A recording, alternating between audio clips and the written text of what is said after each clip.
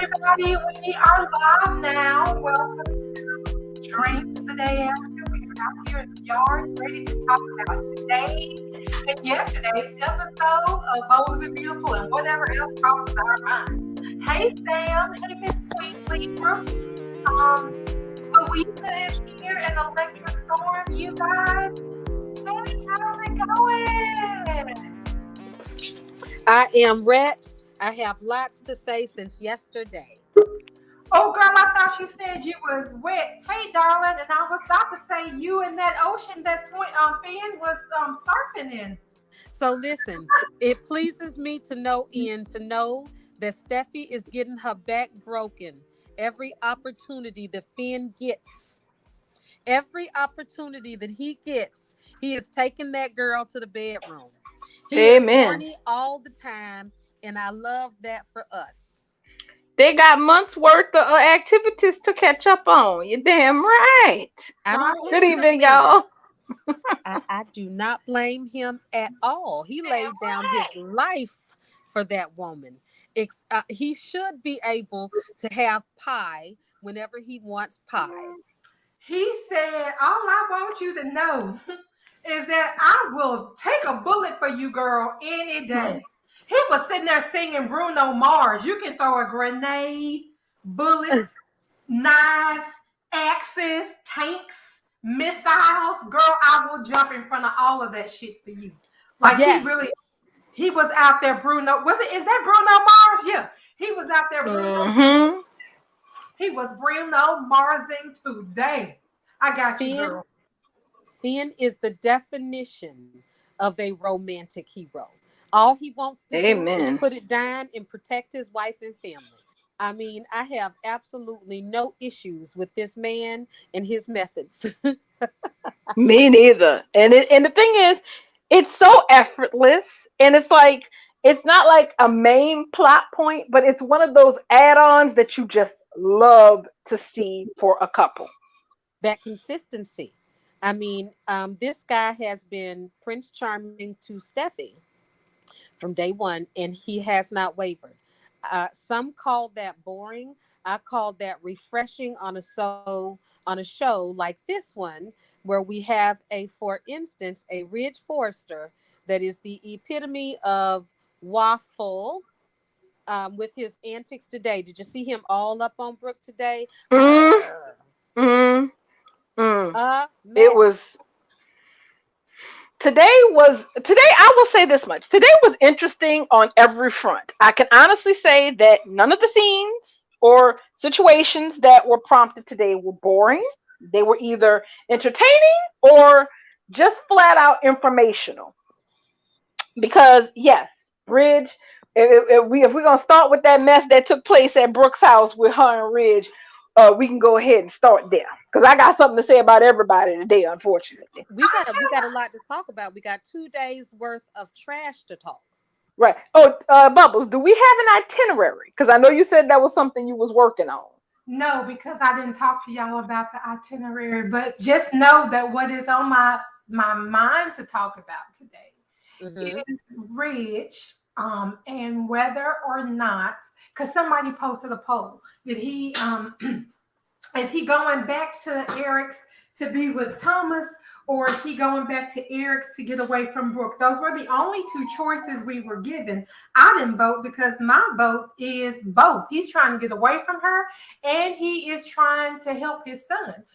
Those 2 things can be at the same time. They don't have to be independent of each other. But then I also want to discuss Brooke's daddy issues, because this is where this all comes from.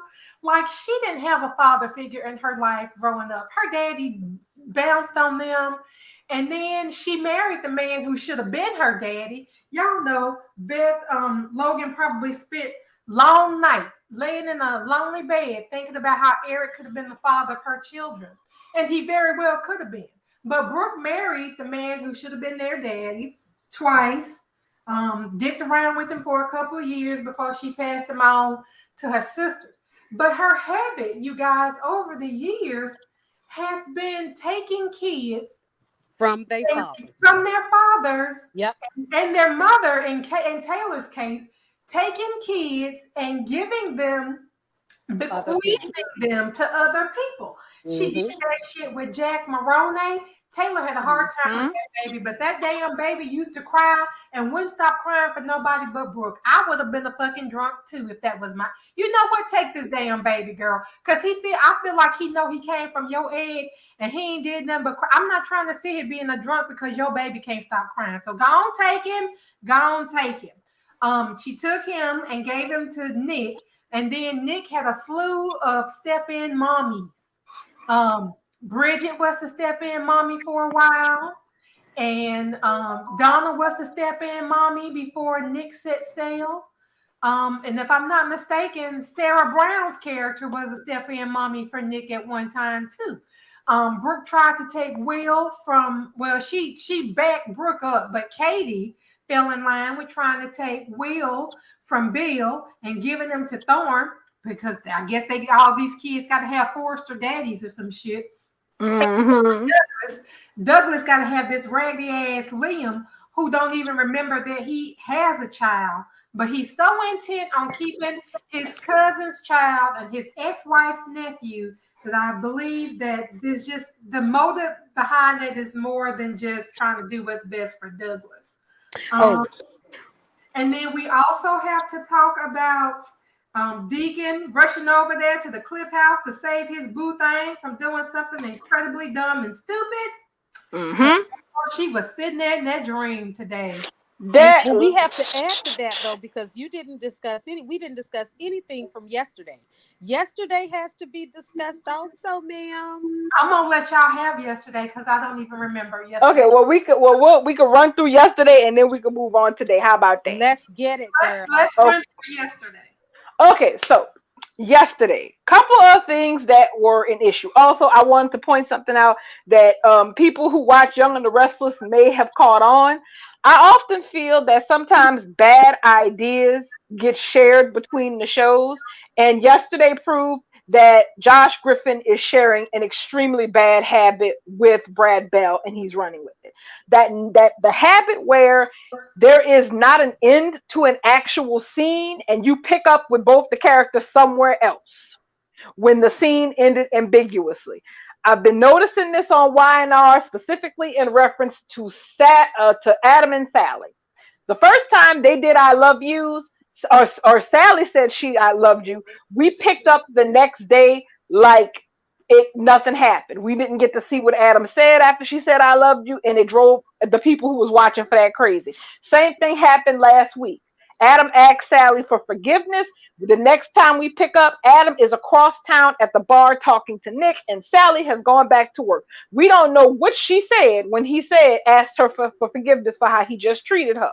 And that mess that happened with Thomas and Hope on Friday, where they were at the Forrester mansion, and he dropped that bombshell about him being a one-woman man and how that was her. What do we pick up with on Monday? She's back at Brooks, and he's at the Forrester house with his dad, his grandpa, and his mama. And we don't get to see anything that happened after he made that statement. Josh has infected Brad, and Brad already had enough problems. So he got a new bad habit that I can't stand. You know what? I don't even watch the show no way. And so all of that you just said kind of sounded like Charlie Brown's teacher, because I hate Young and the Restless so much now. They used to be my favorite show. Like I would not miss a Young and the Restless. But now, like I can't even stand to watch the last 5 minutes because the last 5 minutes is always some kind of bullshit. And I sit there and go, what is this bullshit? They ain't got but 5 minutes to go. And this is the bullshit they want to end on. So I can't CBS until like 12:29 and 59 seconds because I don't even want a glimpse of the bullshittery that they are putting on the screen. Somebody else said don't nobody have sex on that show either. The only people I'm convinced, the only people on daytime having sex is Steffi and Finn. Pretty much, at least on CBS at this point, nobody ain't getting laid on days either. And I know GH ain't letting nobody get laid, period. Deacon is getting in work. Deacon and Shelia. She and getting work. You're right. That's right. They absolutely are. So now Sheila and Deacon are getting in work just like Steffi and Finn. Now, this business with Hope and Thomas in that fall off the cliff conversation, I found that very interesting, darling. You know why? Mm-hmm. Why? At first, I didn't find it interesting. I found it irritating. I was so spitting mad after yesterday's episode. I literally was like, I couldn't wait for the yard. When the yard didn't happen, I was mad. I was like, where am I going to take this anger? I was angry because I hated that Thomas told this nitwit that he loved her and she whatever, whatever, whatever. And so, what I found odd though, after that, we fall off the cliff with that conversation, Mm-hmm. the following day, she's reflecting back to that same conversation, but we don't know how she feels about it because even today, Mm-hmm. it was like, is she scared?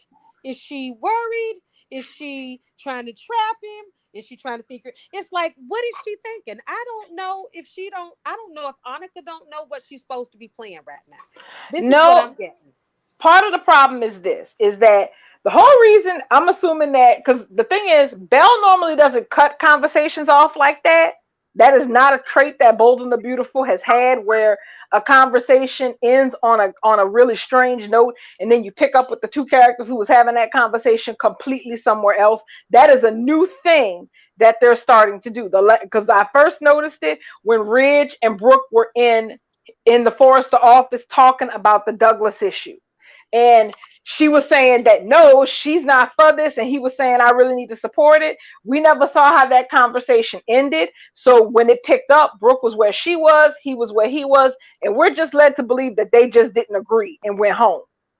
So with what happened with Thomas and Hope, with them doing the same thing, the whole reason for doing this is to create ambiguity.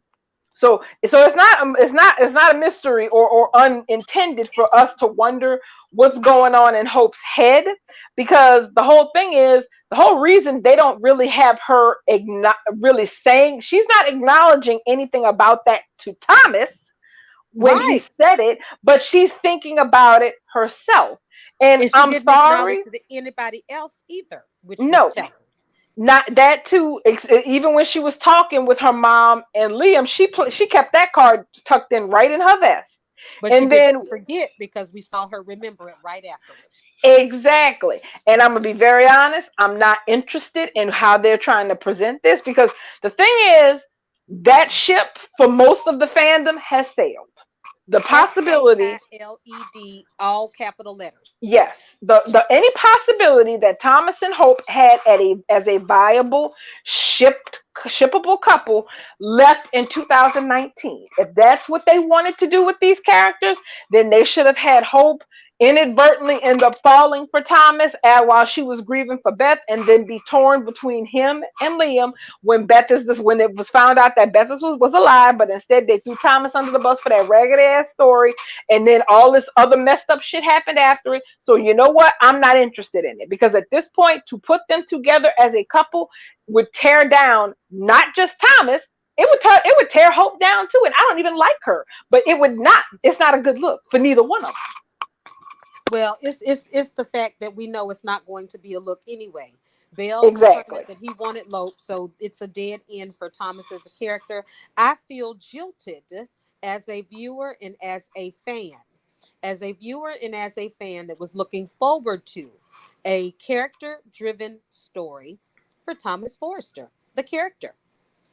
Him and his son, single father, coming back. This is a coming back from the bad story. This is a Mm-hmm. true redemption story. This guy was the worst, and look at him. He's truly trying to be the best, right? This was what I was Mm-hmm. looking forward to. But however, I feel like Brad Bell came and took a crap right on top of my food.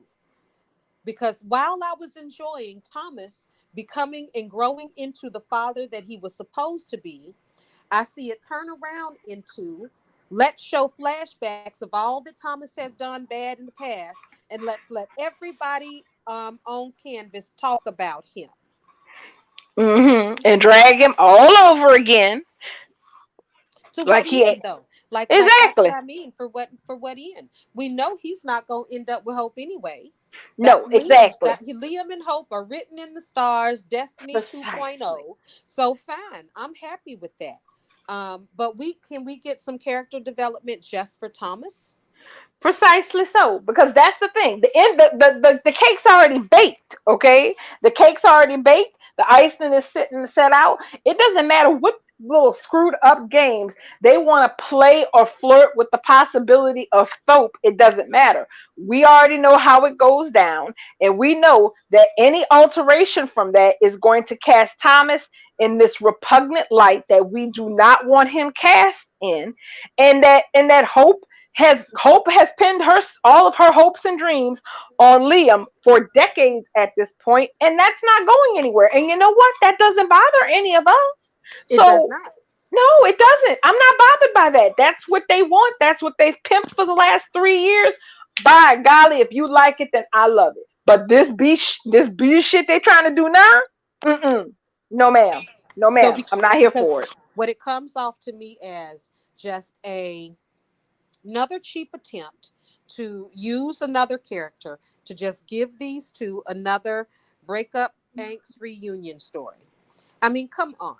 Can we skip that part for now and just have a Thomas character driven story about Douglas? So I'm very upset that that's not what that's turning into. This is turning into Thomas having feelings for Hope, and Hope having feelings that of some sort of torn feelings between Thomas and Douglas as a pair, and her family with Douglas, with Liam and Beth. I am not interested. Not So even the I as little. don't, that I don't think relates, Thomas has feelings for her. I don't think he He has feelings doesn't. for her. He And I not. don't think they're gonna go back there. well, he did just told her that he was a one woman man and she was the one. Right. But they didn't give us our but. And like Darlin said before, they're leaving this shit ambiguous. Ambiguous. They're doing it on purpose because they know we pick shit apart. We've been picking the word adoption apart for 3 years. They tired of us being hung up on the details. So they're giving us what I like to call a choose your own adventure soap storyline. They're gonna give you just enough so that you fill in your own blanks and watch it. This time next year, people are going to be remembering this the way they want. And you're going to have people saying, well, Thomas sat there and told Hope that she was the only woman for him and he never got over her. And he hopes that someday she sees things the same way. It's going to happen because it happened with the adoption, which wasn't really an adoption. It was giving Hope legal custody to be a custodial, a legal guardian of Douglas. He wanted to call her mama, and Thomas pushed it because he was not well at that time. So he got Mommy Hope. But we seen them papers, and and that's another thing. They had them papers, and they didn't think nobody was gonna go to the video and watch and freeze a damn frame. Do you know how out on the limb the fans got to be to go back 3 years searching through videos so that they can do a freeze frame on the paperwork, right down to the part where the box that says non-parent is checked? They don't want that from us anymore. They would rather have us making bullshit up than somebody going back through these videos and producing receipts. Because when you make shit up, ain't no receipts. And Krista has already confirmed that they do not care about history. So yeah, um, they mess up all the time with those small details like that. So they did the same thing with the marriage certificate for Steffi and Finn. They brought it out unsigned on the table as a prop, and they never let us see those papers get signed. So that's how come Steffi and Finn's marriage had been out there like a question mark for so many years. Are they legally married or not? We need to see these things. Right. So So they're not that they're gonna hang on the edge because they like that people are sitting there talking about whether or not Steffi and Finn's marriage is well, we never saw them sign the paperwork. Did they even take it down to the courthouse and get everything?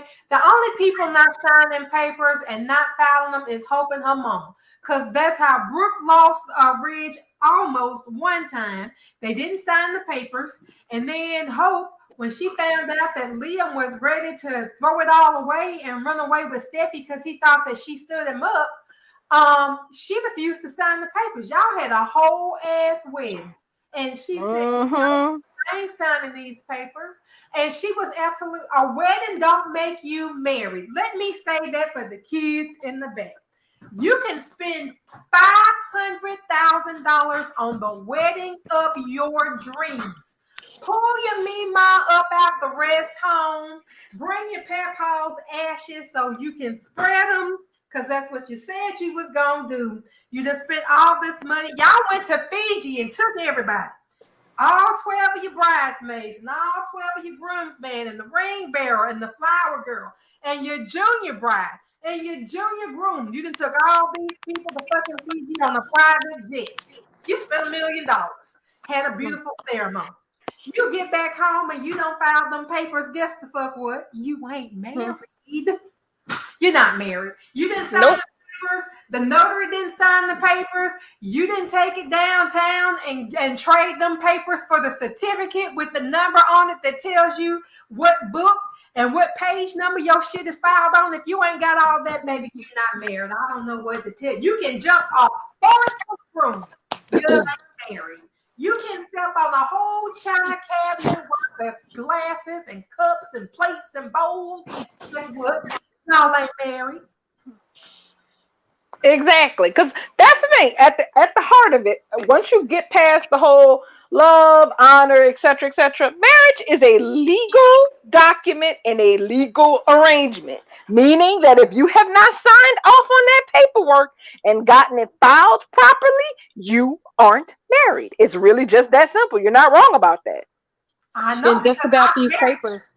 And all these papers that they claim are official, and that all that can be undone and up in the air as it should be. Now, regarding the situation with Thomas, I'm going to get the stuff that makes me livid out first. I am very upset with the fact that everybody is getting a turn to pick Thomas apart and pick him down and tear him down as a father and as a person. Liam, Brooke, I'm sick of it. Bill had his turn. I'm surprised Wyatt hasn't come out of the woodwork to trash Thomas. You better shut his I don't ass know up how many before more you go days. back into woodwork. What happened? I said Wyatt can shut his. If they drag Wyatt out of the broom closet just to do that, they can put his ass back in there. Continue, girl. Continue. And regarding Ridge moving, I forgot. While that's back on my mind, I put a tweet out maybe a week or two ago that Ridge was going to move back into the big house with Eric and Thomas and Douglas. I put a tweet out and people kept asking me, "Oh, is it?" No, I was like, "No, I'm just predicting. That's just guessing, basically." Ridge volunteered today to leave Brooke's home in her bed in her DAP to move into the Forrester mansion, where Taylor's been spending a lot of time. Now, I find it disgusting though, because that same Ridge was all up on Brooke today, kissing and smooching, but still at the same time trying to get a way to be near Taylor. A legitimate way, because yes, you are right. I am not going to think for 2 seconds that Ridge Forrester, being the man that we know he is, that his suggestion was based in some kind of magnanimous, I need to be there for my son and make it happen. That bastard had his own reasons for saying that too. And Brooke knew it. Did you see how she was like, "Oh, you would do Oh that?" yeah. And he was like, "Sure, of course, yeah, I would do that. It's a done deal." And then she was like, "You would really leave our home?" He was like, "Well, no, Just I mean, pulled up on him so quick. but Hoot, yeah, hoot. he has not touched her dap since at least New Year's Eve. I believe her dap hasn't been touched since before Sheila came. I believe everybody got waxed before Sheila came. Last year, what was it, October? Said no, If we Sheila talking came much about earlier. if we talking But about on screen, yeah.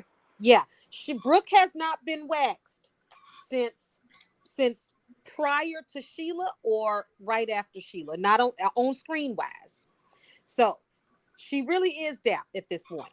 At this point, it is dap than a motherfucker. I'm sorry. And Ridge is not trying to go there. This is a man that hasn't had any. Mm-mm. He's not trying to go there from the woman that we just had this long discussion about marriage. We know this. We that have been married, we understand the papers, the paperwork, and the hell it is to get out of it. And Ridge has been married a ton of times. This man is not trying to take care of his manly needs with his legal wife. See, and the thing that cracked me up about that little scene, aside from the fact that Brooke's whole face got cracked, it was the fact that as soon as Ridge started talking about we, and she was like, "Oh, do you mean you and Taylor?" Taylor was there, and then when Ridge made that damn suggestion about how I could just pretty much be over at Dad's 24/7.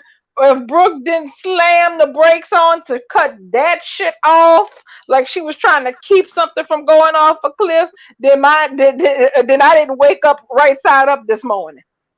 Because that's exactly where her brain went. To Ridge. We had been discussing, you and I and Bubbles had been discussing whether or not Brooke would toss Hope to the side for Ridge. I said she would. I said she would, and y'all said she wouldn't. And to this degree, she has not been. She has been supporting Hope. And she's been in Taylor's face, and she's been disagreeing with Ridge. Now, today, we saw Ridge say, well, you got issues. I'll move out, and I'll move in with Thomas. Remember, that's what happened when Shauna eased her way in there. That's exactly how Shauna got her way in. But now you see how she immediately, I don't want you to do that. I want you to leave. We need to face our problems together. We need to take our relationship seriously. So now, what do you mean? Y'all married? What you mean? Take it seriously, girl. Y'all not dating other people. But she was pressed. So that's what it seems like, because the admittal that they have not recommitted means that they're not committed. To recommit means you're not committed. You're trying it again. So they are in a marriage by literally just paper and them agreeing not to abandon it yet. Girl, listen here, okay? Brooke's sitting there talking to Ridge like they teenagers or college kids, not knowing what they doing with their lives. They don't know where they going. But they've been on this merry-go-round for 35 years. And I really feel like even though, yeah, he kissing her, but that's muscle memory. He's just going through the motions on the outside because his insides is already gone. Whenever what's fixing to happen happens, and something is fixing to happen, this levee got a break. Whether it's Taylor just saying, fuck it, this bitch chased my husband, so turnabout is fair play, and she busts it down for Ridge, or if Brooke get up here and she's by herself because Ridge is staying at the house with Thomas, and Liam is up at the house because, well, Hope went to go see Thomas. Everybody at the big house except for Brooke and Liam sitting up at her house alone, cooter just dry, puffing dust. And you know how she get when it's a man around and her cooter be dry and puffing dust.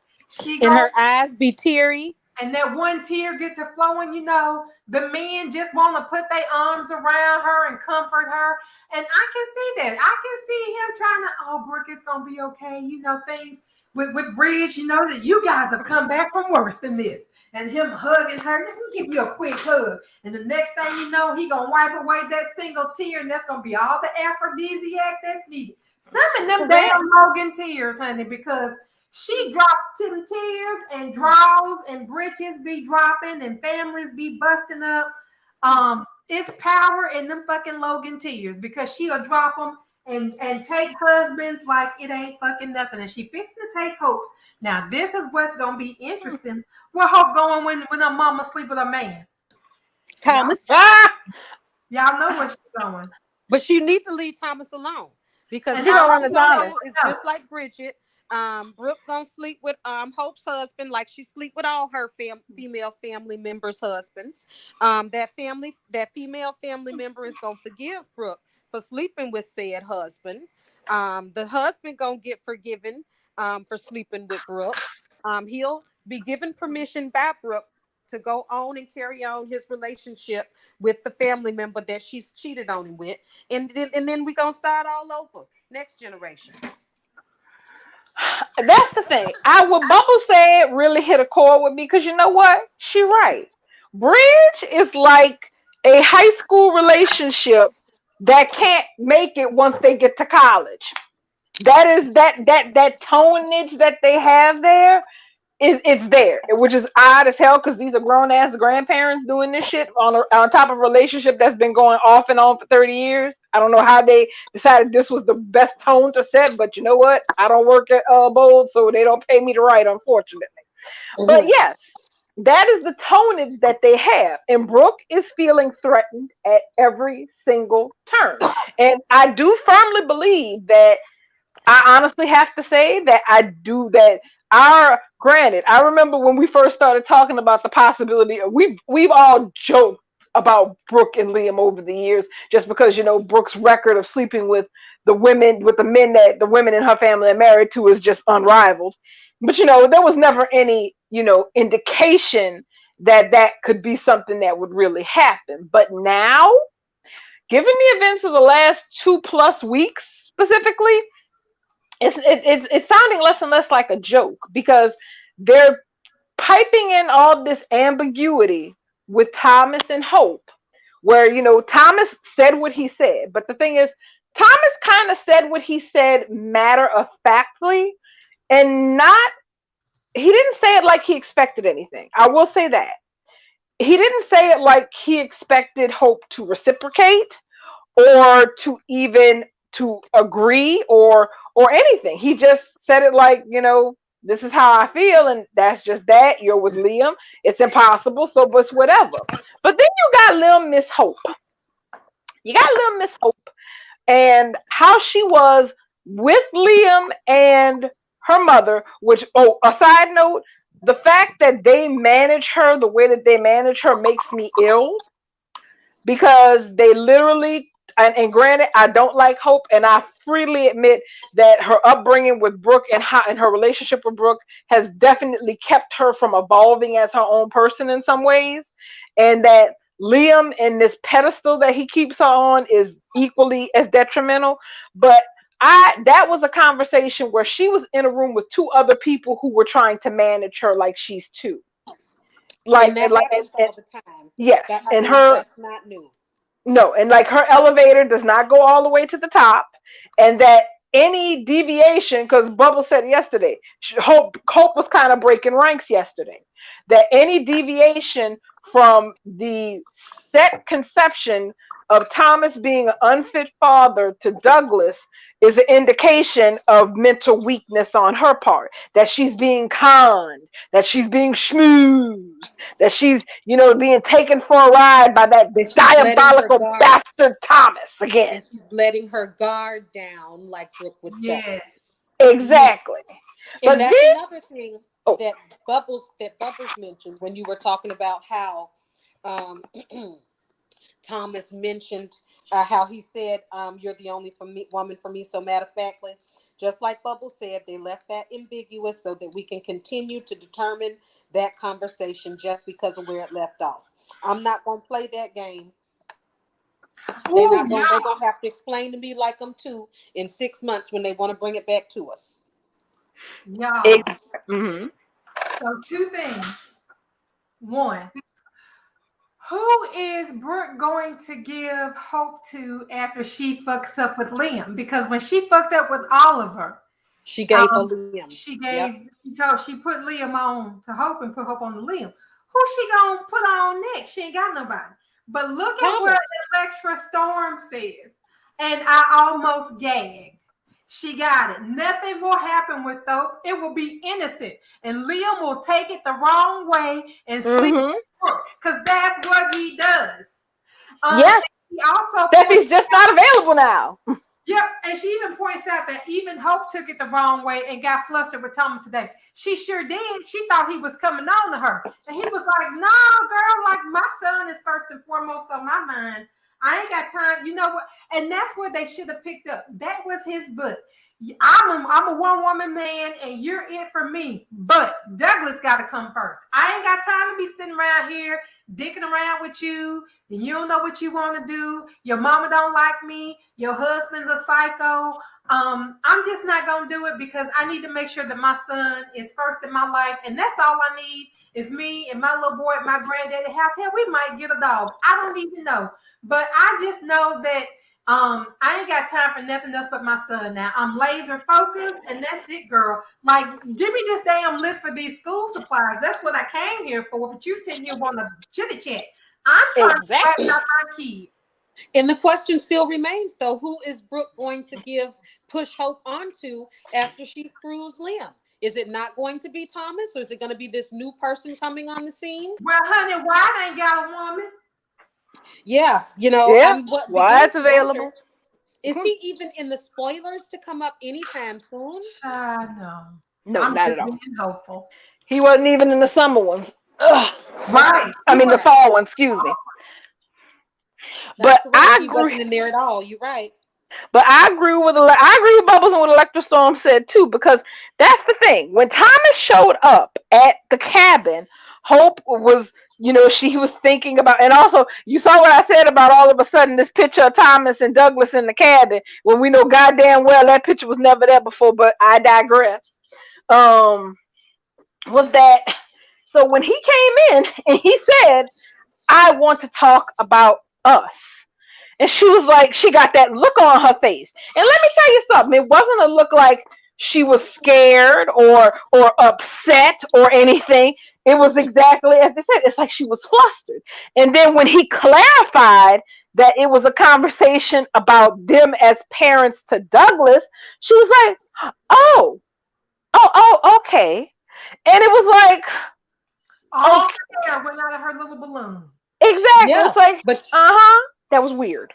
But before that, though, she actually tried to make it out like she was scared. And that's why I was saying I didn't know what Annika was going for. Because at first she was like, oh, hey, Thomas, is Douglas with you? No. I sent you a text message. I had to get his school supplies, but some of them are specific, so I didn't want to mess nothing up. Oh, well, you could have sent that in an email. Well, yeah, I also want to talk to you about us. Are we alone? And she looked like she was scared, like, oh yes, we're alone, but yeah, we're alone. And I just didn't get it. It was all very odd to me and very off-putting. I don't know if the actor, I'm bringing this back to Annika. I don't know if she's trying to, but they tell them how to feel. I'm not pegging her right now. I'm not getting what she's trying to sell. And I usually don't have that problem. And that's the thing. I think that actually was supposed to be the point. Just like they made it ambiguous when her and Thomas were having that conversation at Forrester. I think we were supposed to come away from today's conversation the same way, because here's the thing. One thing is this.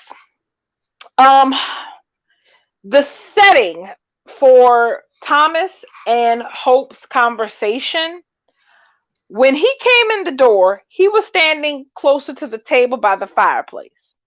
She had been sitting on the couch and she got up and walked towards where he was, okay? And then when he clarified while he was there, and she was like, oh, and he made the comment about them being on the same page, and she was like, yeah, but are we really? She turned around and sat down, and he came. That is like a technique to pull someone towards you. Y'all know that, right? When you're having a conversation with someone, and if you're trying to have the conversation on equal footing, it would be more appropriate to go sit at a table where there is at a table with chairs where there is a table in between you two. to maintain, some sign of distance, at least to show that, hey, we are on two completely different sides of an issue. But her returning to her seat on that couch, which is a really comfortable, because there's a difference between when you have a conversation at a table and when you have a conversation on a couch. So he didn't sit next to her. Yeah, he didn't sit next to her, but he did grab a chair, flip it around, and sit in it directly in front of her with a lot more space, with a lot less space in between them than what you usually get for Thomas and Hope.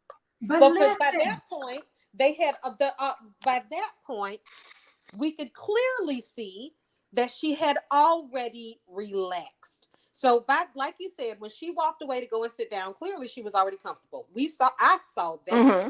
It was all prior to that. By the time she sat down, she was almost flirty with him the way Kim Matula used to be. Kim Matula used to be that way with Thomas. They had this cute little flirty, argumentative thing that was cute. She almost had that when she turned around to walk away and sit down at the sofa. When he came and spun the chair around and started talking to her frankly, at that point, they were 100% comfortable with one another. I didn't feel any confusion in Annika's performance at that point. Mm-hmm. What were you saying before, Bubbles? Let me tell y'all something about this damn body language, though. Him flipping that chair like that was the, okay, bro, let's have this talk body language. Like, that wasn't, I'm fixated on you. That flipping the chair body language, that right there is the straddle chair. There's a thing for that. There's a whole mentality behind straddling the chairs when you talk to somebody. Because tell us about it, Bubbles. Tell us about it. That's a whole body language movement, and it just about blew my mind. It means that he's showing leadership. He's confident in what he's about to say. He about to put this shit down. And that's that, bro, let me chat with you. That's that school counselor trying to rap with the kids, but still trying to be in control of the thing. Thomas, just my heart beating, y'all. And even listen, you're right, because even at the end of that conversation, after his heartfelt plea that we all that listened, we felt Thomas. Even after all that, she said, then you will agree that you will understand that his home is here with Liam, Beth, and me. I hate that she puts him first because that's what's antagonizing Thomas. He rolled his eyes. He wasn't looking infatuated. He rolled his eyes. She know what she doing. Why does she keep antagonizing this man? His home is here with Liam, Bethany. This is the man's son that he just got finished telling you he wants to raise day in and day out. Make him breakfast, pick him up and take him to school, tell him no when he have to. But you still want to elevate Liam over Thomas. Liam, and let's get there, because remember I had a lot of gripes. The fact that Liam has anything to say, the fact that Liam has one word to say about Thomas and him being a father to Douglas, the fact that Liam says anything is astounding. The fact that Thomas hasn't checked him yet I can't wait for that to happen. I hope that there's a scene where Thomas actually checks him. Liam is the deadbeat that hasn't even seen his child since April. And his child's been out of the country and back. And every excuse for Liam when he's not on screen is what lately? He's at work. He's actually been working. He has actually been working. So what we know he hasn't been doing is visiting Kelly. But he's over here talking about who Thomas should be raising. Liam, how about who you should be raising? Liam is standing here trying to keep Thomas from gaining physical custody of his own son, so that Liam can play daddy to him, instead of Liam saying, well, you know what, Hope, if Thomas had his son, that would actually free me up to have more time for my damn kids.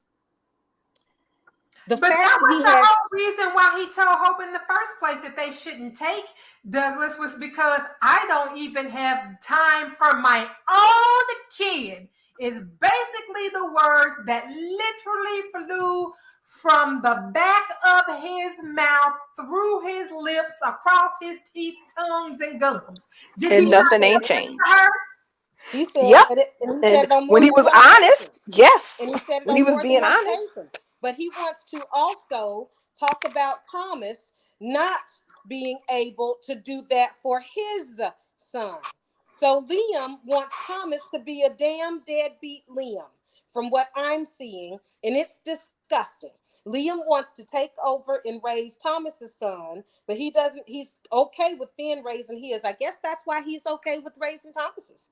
Liam doesn't have. Liam just don't. He just doesn't give a shit about Kelly. So I mean, I'm just so fed up with the Liam character. I'm just disgusted with the fact that that they act like his opinion has any weight. Of all the people in this entire mess who is weighing in on it, he is the last person who should be saying anything, and he's also the last person whose opinion should mean a raggedy damn. Because at And if least he has an Thomas opinion, wants to be a father to his child. and if he has an opinion, he should have a character-based opinion. Like, well, Hope, I do have another child being raised by another man, and I kind of feel some type of way sometimes. I mean, come on. Was that too much to ask? But no, it's too much to ask because Liam can't be found on screen to care about his own child. But we're gonna go ahead and go past that because y'all know I can Right. ride that out for a long time. Not only that, also that I don't want to give too much energy to that particular topic because I don't want them deciding that Kelly needs to go spend more time in the cabin. Leave that child in Malibu where she's loved, cared for, and she got a beachfront view. All I need is them saying Kelly going to spend more time in the cabin. The hell with that.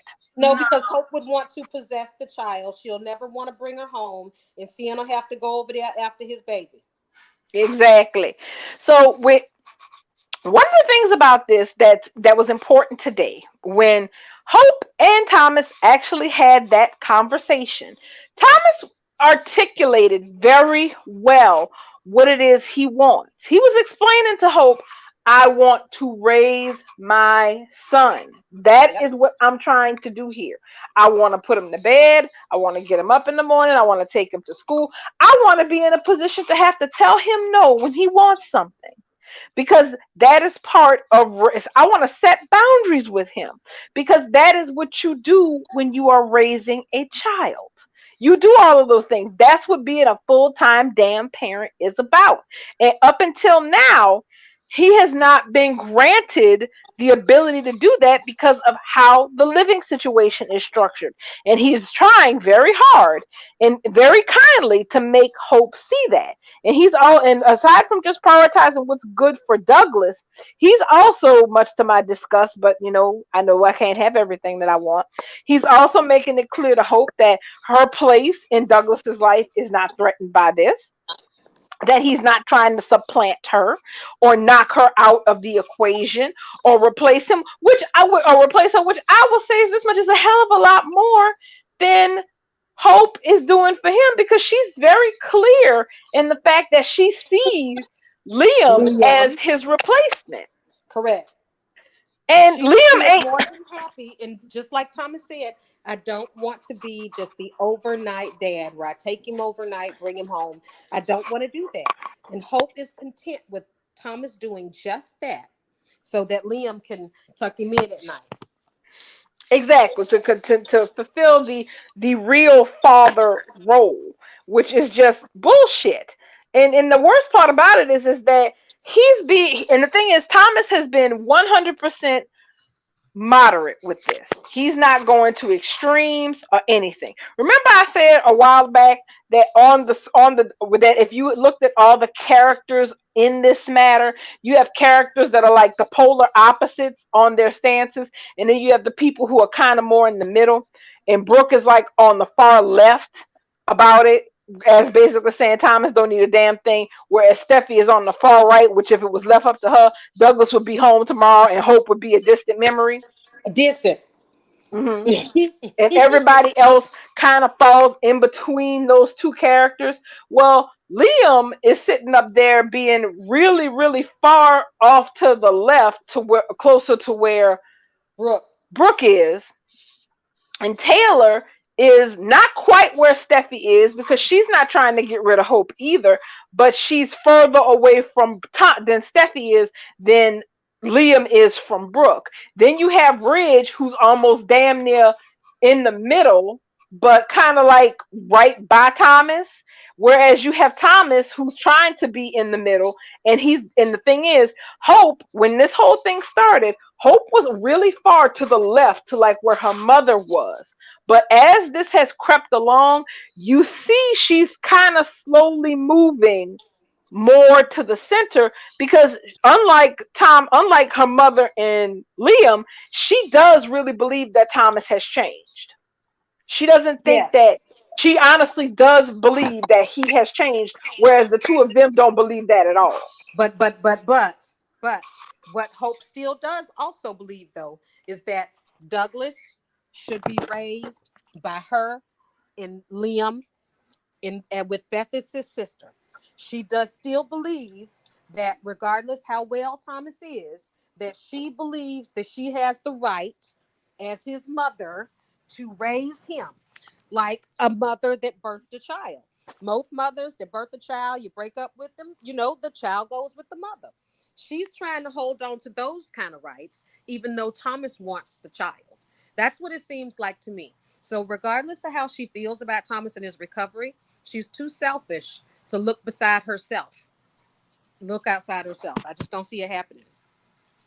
Well, that's the part that is concerning, at least to Brooke and to Brooke and Liam, because they equate that with her being kind, when the reality is she's not being kind.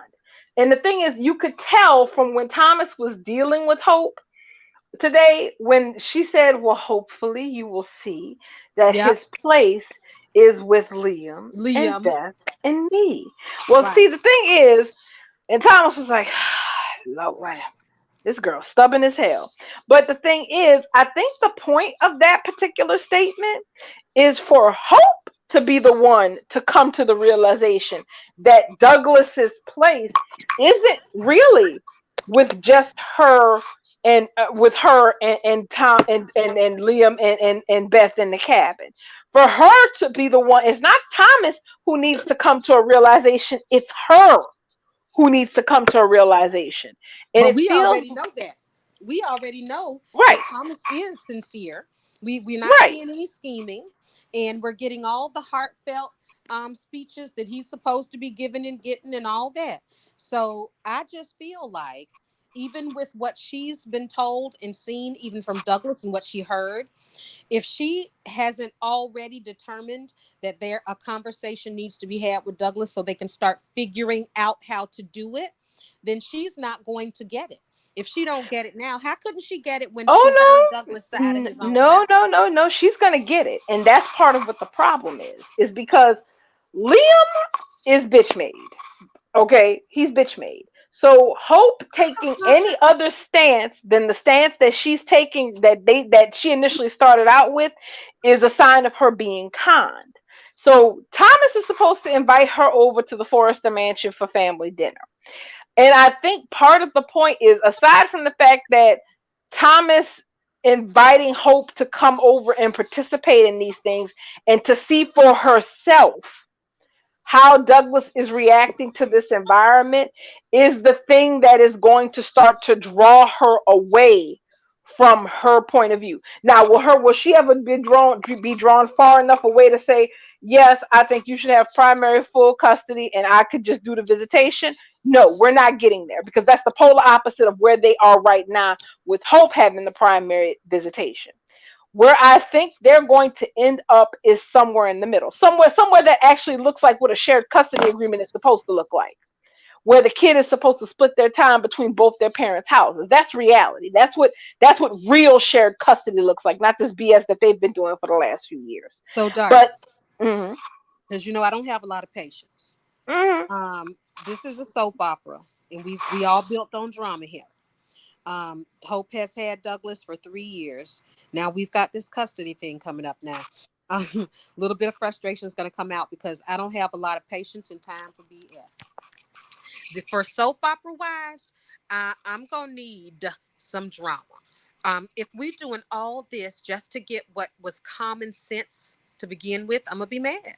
I'm just gonna put it that way. Just like you said, shared custody looks exactly like this. The child Mhm. has two homes, and the parents determine what's based on their schedule and the kid, what those dates, times, hours look like, whether it's just the summer or what.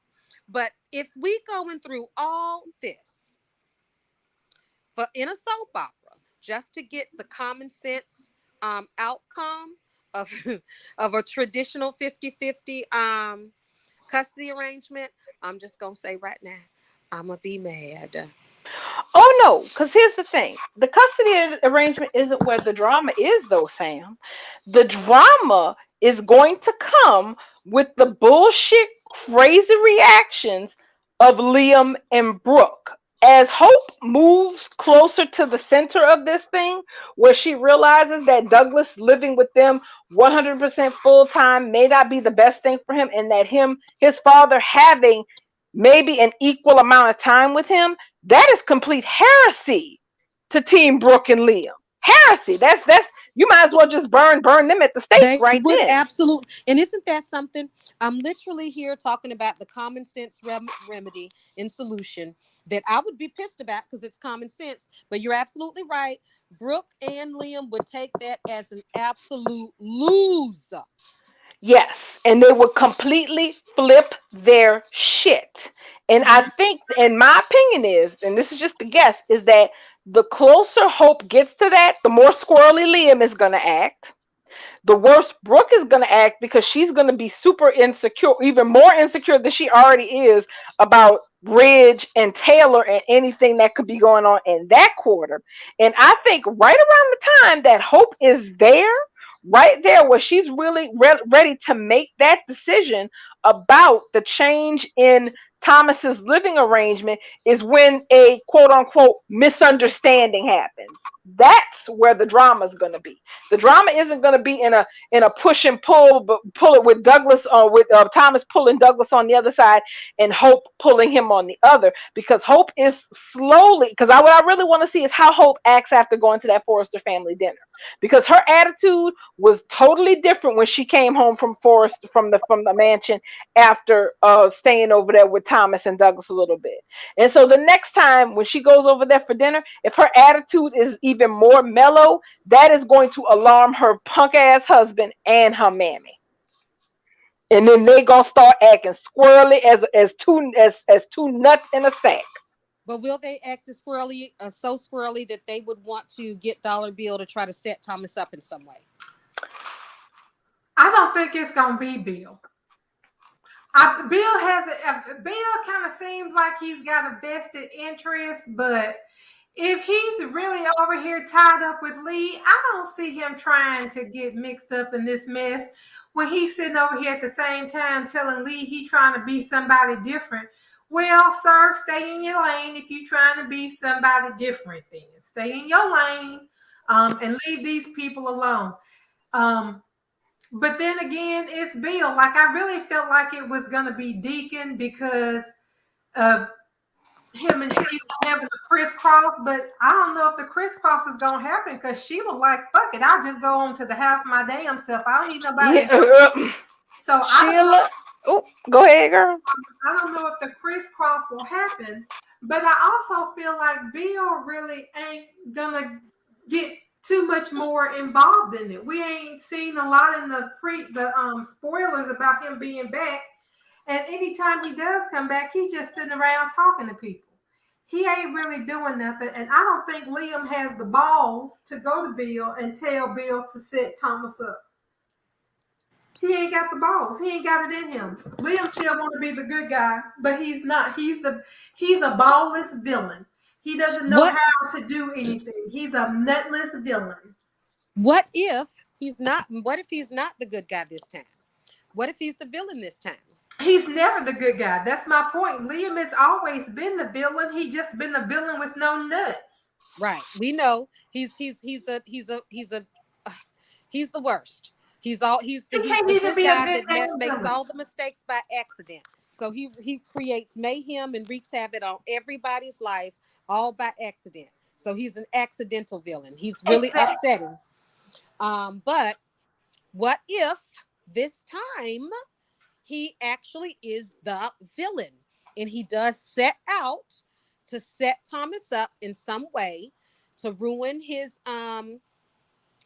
chit chatting with Hope so that he can get Douglas, because he's trying to manipulate Hope. Liam's whole thing is his rescue ranger, and he thinks Hope doesn't have half a brain, and she needs him to rescue her. So I could see Liam being a villain once. That would be nice. I'd appreciate it just because, well, Liam's been the villain for, years as far as I'm concerned.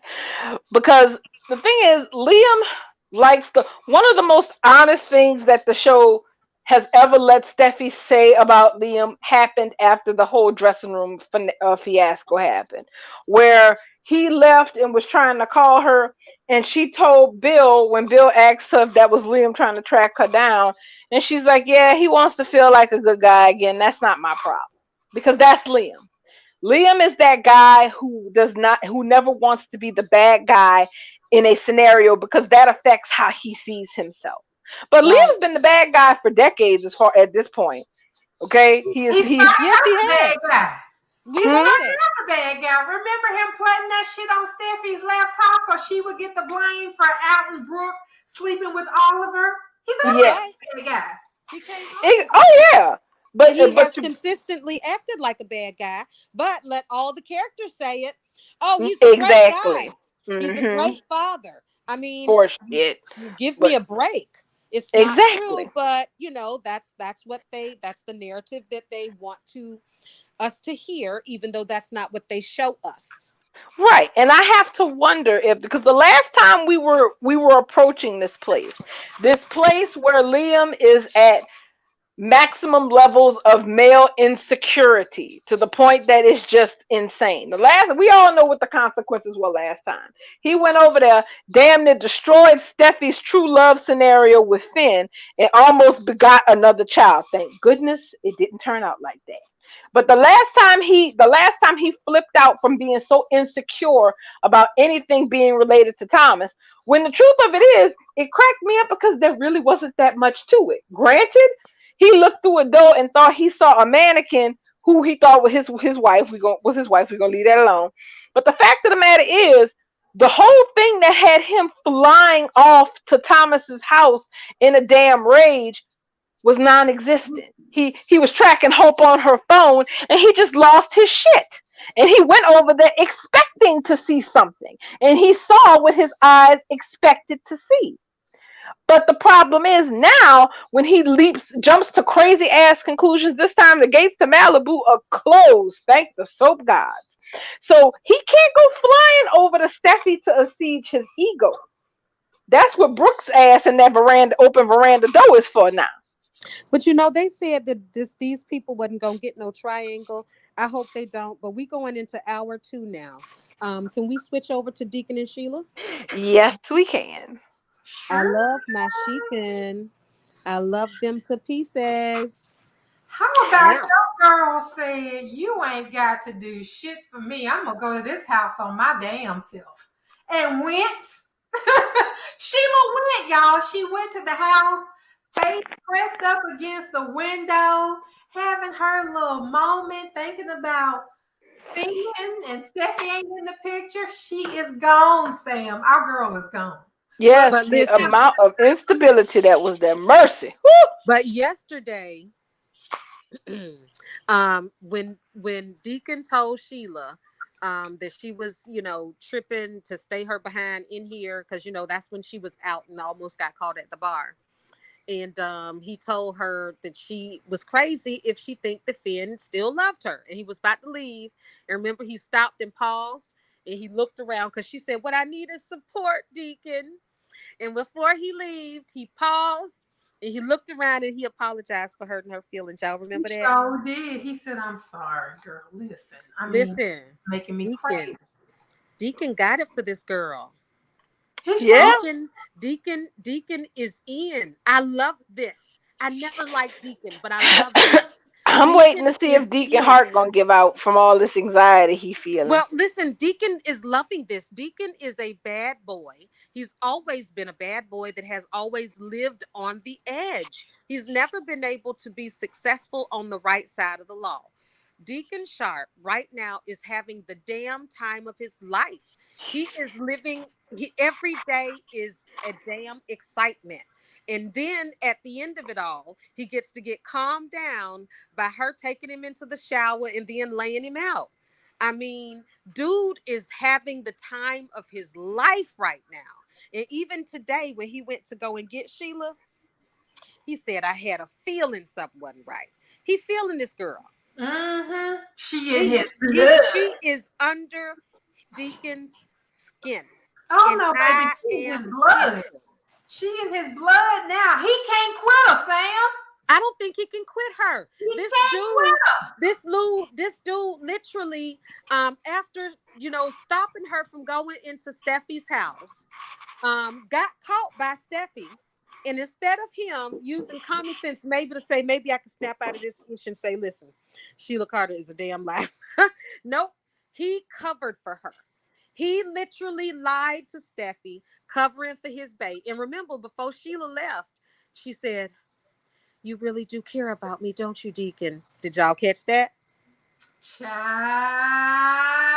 they gonna be married by Christmas. I'm like, listen, this Deacon and Sheila are everything. I love they banter. He keeps it real. He calls her crazy ass when he needs to.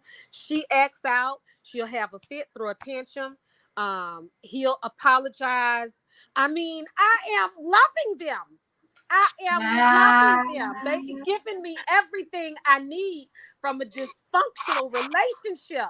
I live. I mean, I will say this: they are entertaining, but I have to wonder how long Deacon can keep this up because Sheila. That's the thing. Sheila is not someone who can be controlled. That is not Sheila's thing.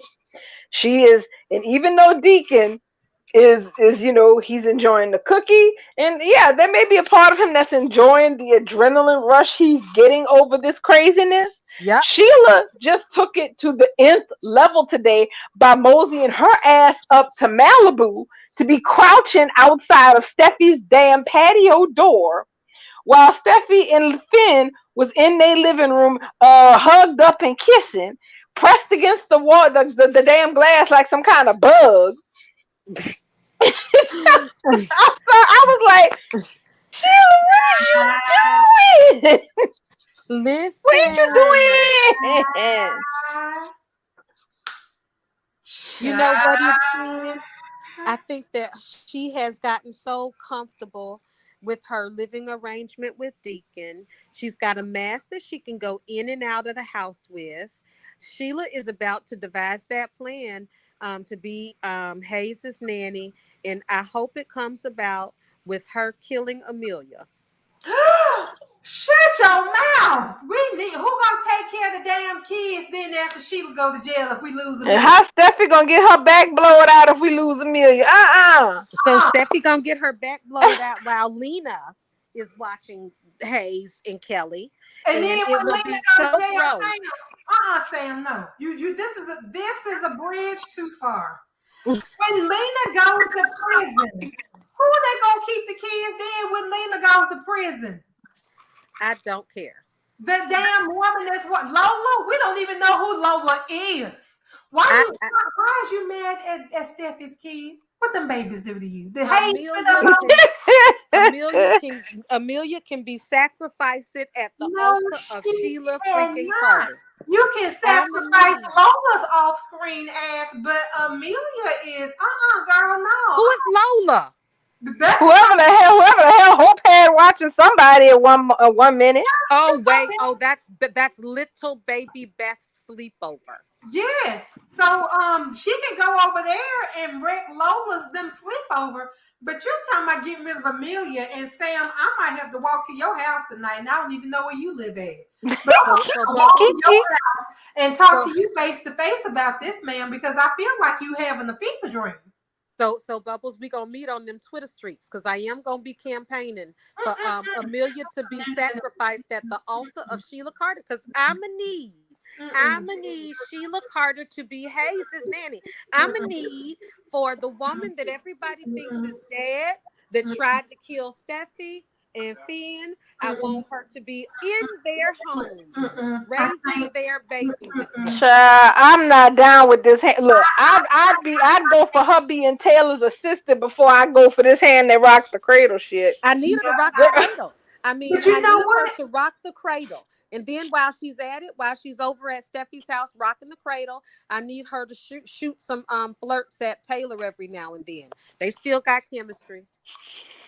She ain't gotta kill Amelia though. We know that Sheila is very good at holding people prisoner, holding folks hostage.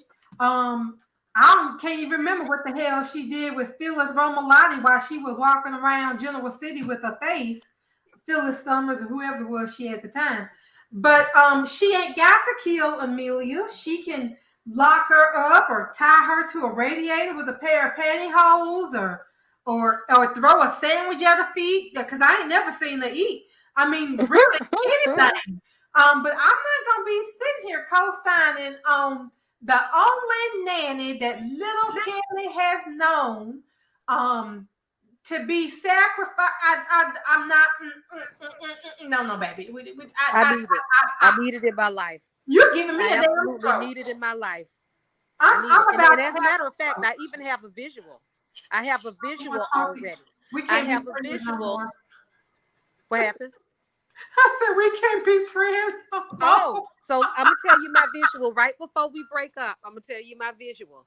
I have a visual of Lena knocking on the cliffhouse door, and when the door opens, and she says, "I'm answering the ad about the new nanny," and then she comes in. And they say, yeah, our last nanny has been with us ever since Kelly was born, and we don't know what happened to Amelia. And then fade into a flashback where Sheila is remembering where she came in and smashed Amelia's head in with the crowbar. Yeah, I want it to be just that brutal. And that's how I want Sheila to make her entrance in as Hayes's nanny. I need Sheila Carter to Sheila. I don't want her holding people hostage like Sally Spectre did with pantyhose. I need it all for the master of disaster. The evil has a name, and her name is Sheila Carter. I want it to be up to Sheila's standards. I want somebody to call Carter and get some dissolution of friendship papers. A dissolution. The thing is that look, we all have to go along with wonky story turns sometimes. It's just that I just find it weird that Amelia's gonna conveniently get offed, which I'm not really for, because yes, if we don't want the kids on screen every single day and we want Steffi still getting her broke back, they gotta have a damn nanny. Okay, they got to have somebody to take these churn off screen until they ship their asses to boarding school and then bring them back as teenagers to cause drama. They need a nanny to explain who's watching these children who's supposed to live with all these people. Because Donna can't do it all, and I don't want her honey dipped ass over there trying to watch Hayes and Kelly. Please. I'm willing to make a compromise with Sam. Maybe Amelia has a family emergency and she has to leave town for a couple of weeks and they need a backup nanny. I'm willing to give you that. Maybe Amelia's mama is in Florida, way on the other side of the country, as far away as you can get from Los Angeles. Or she's in, I don't know, what's the state at the tippy top? Connecticut, Delaware, Rhode Island. She up there somewhere. Maine. She her mama in Maine, and maybe her daddy didn't had a heart attack or something. She got to go home. She don't know how long she gonna be gone because her parents are older. You know, they got a farm. Daddy didn't have a stroke. Some gotta milk the damn cows. Whatever they do in Maine, I don't know. Make ice cream. But she got to go help out the family for a little bit. She don't know how long she gonna be gone. Um, but she took it upon herself to find somebody to fill in for her. Maybe she went through an agency or Sheila faked her way into an agency. I don't know. We're working on that on the back end. But Amelia said, I found my stand-in. I found somebody who can come and take my place while I'm gone. And she's got references. Because y'all know Sheila can come up with some references. Or maybe Amelia said, I'll put an ad in the paper. Or I don't know. But that's how it got out. But we ain't got to kill Amelia to get her out of the way, Sam. Like it's a million ways to get Amelia out of that house. We ain't got to kill her. So how about we don't kill Amelia? Okay. We don't kill Amelia, but Sheila is responsible for whatever happened to her parents that made her have to go out of town. Sheila had to have a hand in getting rid of Amelia out of town. But I'm good with that because I don't know her mom and dad. I don't know them people. That's right. She could have set up a robbery or something, and old man could have fell down and broke his ankle or something. Yeah. Okay. I don't know them people. Whatever we gotta do to get Amelia off town. Maybe Sheila tells her she won a fucking lottery. Girl, you done won a 2-week vacation, all expenses paid, because Sheila got money. I send her on a cruise or some shit like Jill did Mamie when she was trying to get back in John's bed. But we ain't got to kill her. We ain't got to kill her. We won't kill her, but we're going to get rid of her. Because we need Sheila. So listen, guys, I know y'all saw on Kimberly's Instagram that they went in and they did more to the prosthetics. Mm-hmm. They're enhancing her prosthetics. So she's going to look more different. That's why I'm saying this Lena character hopefully is going to be around all of our residents undetected. And if so, that's going to give me more and more Sheekin. I'm going to have so much Deacon and Sheila. I don't know what to do, guys. Oh, that's nice. Lee going to be on the 9th. Who? Lee. Girl, when we have to ask who, that means that they're not using the characters the way they supposed to. Well, wait a minute. Lee was on yesterday. Lee and Finn was on yesterday. Oh, was that yesterday? Was that yesterday's episode? I thought that was Friday. I thought that was Friday. Oh, I must have. So, okay. Or Thursday, because it was the day that they were there talking, and then the next day, Deacon was trying to keep Finn from seeing Sheila, and then Bill came in. So I feel like that was Thursday of last week. Thursday and Friday that we saw Lee. Because she had that pretty blue shirt. She sure did. It was gorgeous. Naomi Matsuda is beautiful. And then they had that blue vase behind her, and I was really digging it because blue is one of my favorite colors. And I just sat there just staring at her because she was just gorgeous. And then she's surrounded by all of this blue. Mm-hmm. Y'all, it did something to me. I love that lady. Yeah, I really do. And it's like these two on the 9th with Lee. So Lee and Baby Hayes content. That's what Ricky just posted 19 minutes ago. Oh, finally. I mean, honestly, the show has been so hit and miss with grandmas with their grandchildren. First, it took us damn near a year to get Taylor on screen with her damn grandson. That's right. And then it's been a hot minute since we didn't see Lee in the same room as Hayes. So that's a plus. But can we talk about Sheila and her delusion today? Oh, y'all already want to get to the delusion? Okay. I did have a few things to say about Sheila's presence up at the cabin and Deacon intuitively knowing that her crazy ass went where she never should have been, and going up there to bail her to get her ass away from there. Because here's the thing, this is the part that's trouble. And it's why Sheila as a obsessed personality is so dangerous. Prosthetic or no, wig or no, when Mhm. Deacon put his hand on her shoulder to turn her around, she was about to pull open that damn door. She was. Now, honey, you're at the back door of a Malibu estate about to open the door to somebody else's house. I don't give a shit what you look like. That's not something you do unless you're looking for jail time or to catch some lead.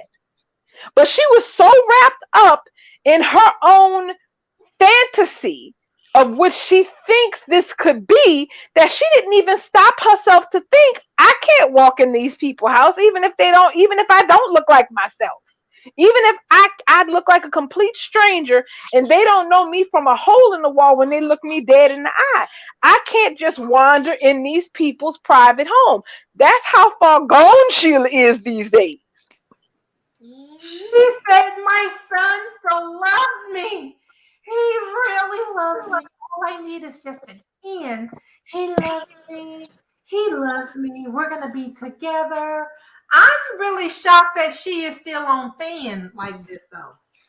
You know why? Because she's delusional. Y'all know I love Sheila Carter. I love her. But Sheila believes the things that she is saying. She believes it. She She really does. she does. Yes, she She does. believes it. And in anything, so she looks for these little things to give her confirmation.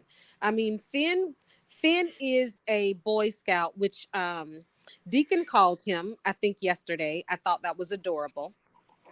Yeah, Finn's a Boy Scout because he is.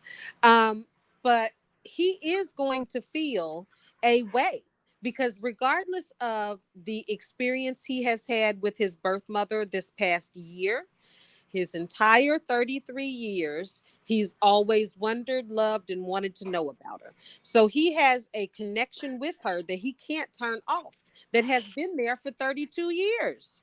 So at this point, when Finn does speak of her, he can speak of her in a sad way, like, yeah, it's really messed up that that's who she was and that's how it had to be. And of course, he mourns that. So she takes that as he misses her and wants her back. She believes it.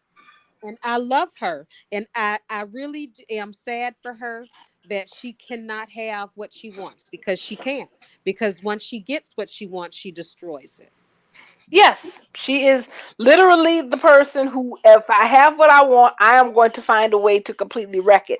But in this case, she's taking she Sheila is like that horror story.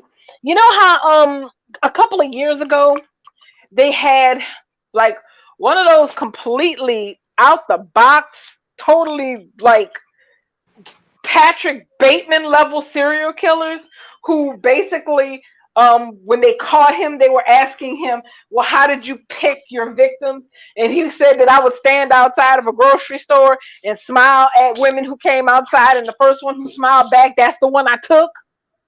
That is the level of Sheila's delusion at this point.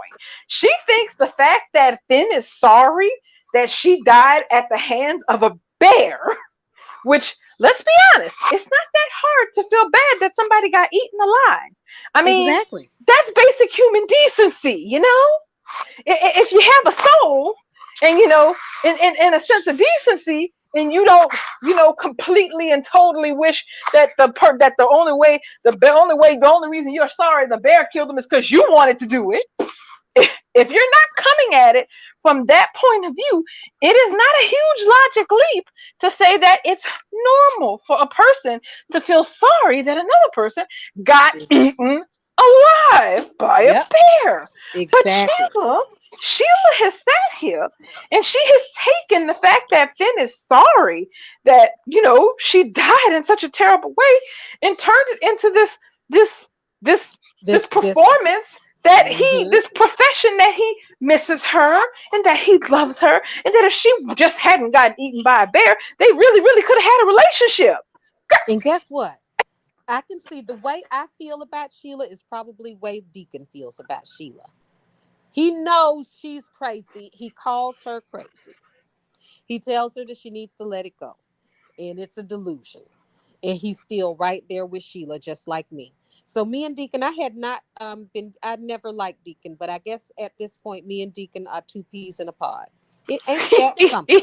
You learn something new I'm every sorry, day that's after funny. 35 years of this show. Um, Bubbles, that's th- funny as hell. exactly. This is where I finally can say I like Deacon Sharp. I can't believe this because of our love for Sheila Carter. Sheila I'll be throw us damn dipped together. and died. Look at just not that long ago, she couldn't stand the toilet cleaner. That's right. That's She exactly He what I couldn't hated him. called it. stand the closet dweller. The Mhm. toilet scrubber. I would get so angry just talking about him. How the tides have changed. It Mercy. certainly has.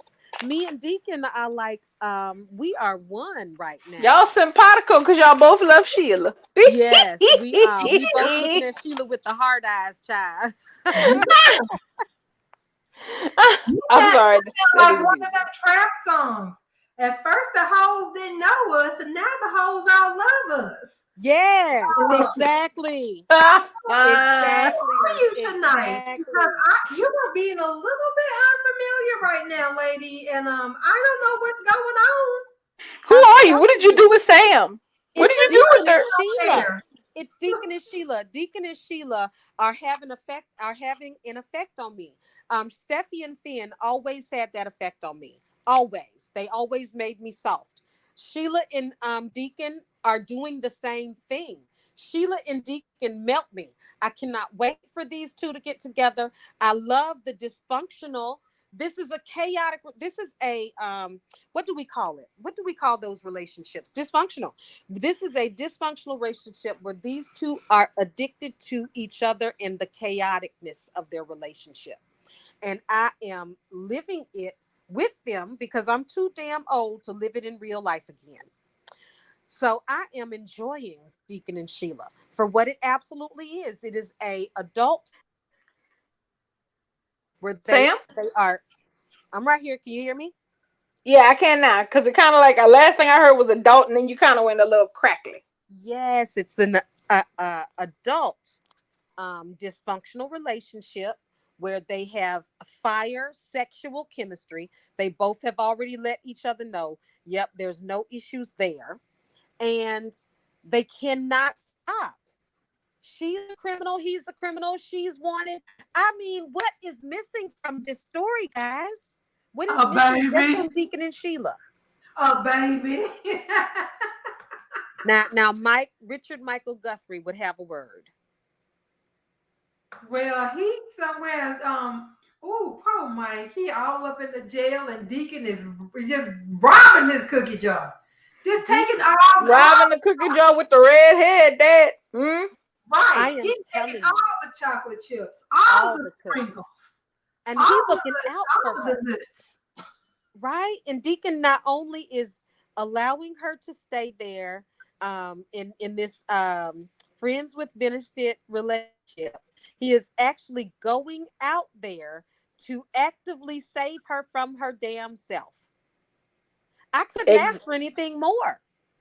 that was impressive. The fact that he could tell that her ass was going off the rocker a little bit, and he knew exactly where he went. She went where no criminal with a brain would have ever allowed themselves to be. And I'll tell you another thing. The way that Finn, aside from the fact that I just love all things that have to do with Steffi and Finn to begin with, Mhm. the way that Finn was talking to Steffi today, I really do believe that, yeah, I believe that Bubbles is absolutely right. That this is all gonna come down to Finn being the one to have to put an end to Sheila. Because he was telling Steffi that all her dreams were just bad dreams, babe. Sheila can't hurt you, and I would never, basically, Sheila's gone, and I would never let anything hurt you. Sheila is going to put herself and Finn in a position where he is going to have to probably off her, or at least think he offed her. Because one thing that's very clear, Sheila is still busy blaming Steffi for this entire mess. Can you believe that? She's delusional, so yes, she said it. Not today. She said it yesterday. If Steffi just hadn't, if it's like, even now, after shooting the both of them, almost Yep. killing Lee, cutting her own damn toe off. After all of this mess, she is still on the road of Steffi is the one who caused this entire mess and that it was really her fault. So as her obsession winds up even more, because remember, as soon as she said that she just wanted to be in the same town as her son and her grandson, we all knew that was bullshit, because Mm-hmm. truly obsessed people are not, it's not enough for them to just be nearby to their obsession. As obsession grows, they need to be closer to it, because they need to possess the thing that they are obsessed with, the person that they are obsessed with. They need them in their possession in some shape, way, or form. And once again, Mm-hmm. we are going to get to the point where she feels like the thing that is standing between her and what she wants is Steffi. Just like she did when she put that bullet in Finn and then that bullet in Steffi, she's working her way back to that point. And even Deacon try, because I feel for Deacon a little bit. On one side, as much as I enjoy Sheikah, he is being dumb as hell right now, because Sheila has already proven that she is completely irrepressible. She cannot be Uncontrollable. contained. She Yep. cannot be controlled. She cannot be reasoned with, because a person who went through the trouble of depriving themselves of their damn middle toe to avoid jail time is sitting up here rosy as hell, slapping on a wig and a prosthetic, moseying to Malibu, not just to like. Here's the thing: if Sheila was on the tip of, like, she was gonna hang out on the cliffside with some binoculars or something and spy on Sin through a window, I could have said, okay, she's obsessing. She wants to watch the object of her obsession. I get that. No, sis rolled up to the back damn patio door and was gonna open that door and go into the house. She has Mm-hmm. progressed far faster than I would have originally thought she would have in her obsession, because she's not going to stop regardless to what Deacon said. Even when Deacon explained to her very carefully that the price that she pays for her freedom is that she can't have a relationship with her son. She's supposed to be dead. You cut off your toe. You sacrificed your toe, lady, to keep yourself out of jail. And now you're doing things that are going to completely make that sacrifice worthless, because the stuff you're doing is going to end with you being caught. And And what Deacon did mhm. after he gave her that sound advice, after saving her hide with Steffi, he looked in the refrigerator and said he didn't have any more beer, and he left to go and get beer. Tell me what's wrong with Deacon. First of all, he's drinking on the regular again. That's the first thing when his ass supposed to be on the wagon. And But plus, listen, before he was supposed to be at work anyway. He said he was going to work. He didn't go to work because he figured out what Sheila was doing. He came back. Now he ain't going to work. He's gonna go and get beer. But anywho, he is drinking a lot. Deacon is on a fast downward slide. And when he gets down there, how I'm gonna feel about it is depending on how Sheila makes it out of this situation. If he rats Sheila out, I will think he is a rat in the biggest low life, and I'll go back to the way I felt about him before. He cannot be a rat. That's one thing about it. We don't like rats. You don't snitch. He is in it with her now. He can't sell her out. He He's will in sell it. out. He He will. can't. He'll He's he you he. know. She is going Mhm. to put him in a no-win situation, Sam. That's what's going to happen. Deacon is at the end of this story. Deacon will end up selling her out because she has put him in a position where he has no choice. Where she's going to back him, because here's the thing. Her obsession for Finn, and probably by extension Hayes, does not include Steffi. It's one thing for her to duck and dodge the law and hide in his apartment and all of this other bullshit. But if she gets to the point where she wants, once again, to do what she originally did, which was try to remove Steffi from the equation because she's the problem, Deacon is in a corner where he's either co-signing murder or he's giving her up. But see, I feel like Deacon's dumb. I don't think that Deacon's going to be in the position to give her up. I feel like Deacon is going to be caught up holding the bag. I don't think he's going to confess anything. But we could be wrong. That's a long way to go off. It's But what I it could is. be wrong. You're right. I could be wrong. But I'm hoping that Deacon goes out like a G. He's laying up here with her and he's in it with her. He laughed at Stephanie's face today. I mean, to me, he's gone too far to go back and then claim, that he's a victim. You feel me? Oh no, he doesn't get to claim victimhood because he's making his own choices. Deacon's reward for his little fun time with Sheila is going to be the inside of a prison cell. That is how this ends for Deacon. Deacon is because that's the two. She can are enjoyable together, but they are on two very different paths as we go forward with this story.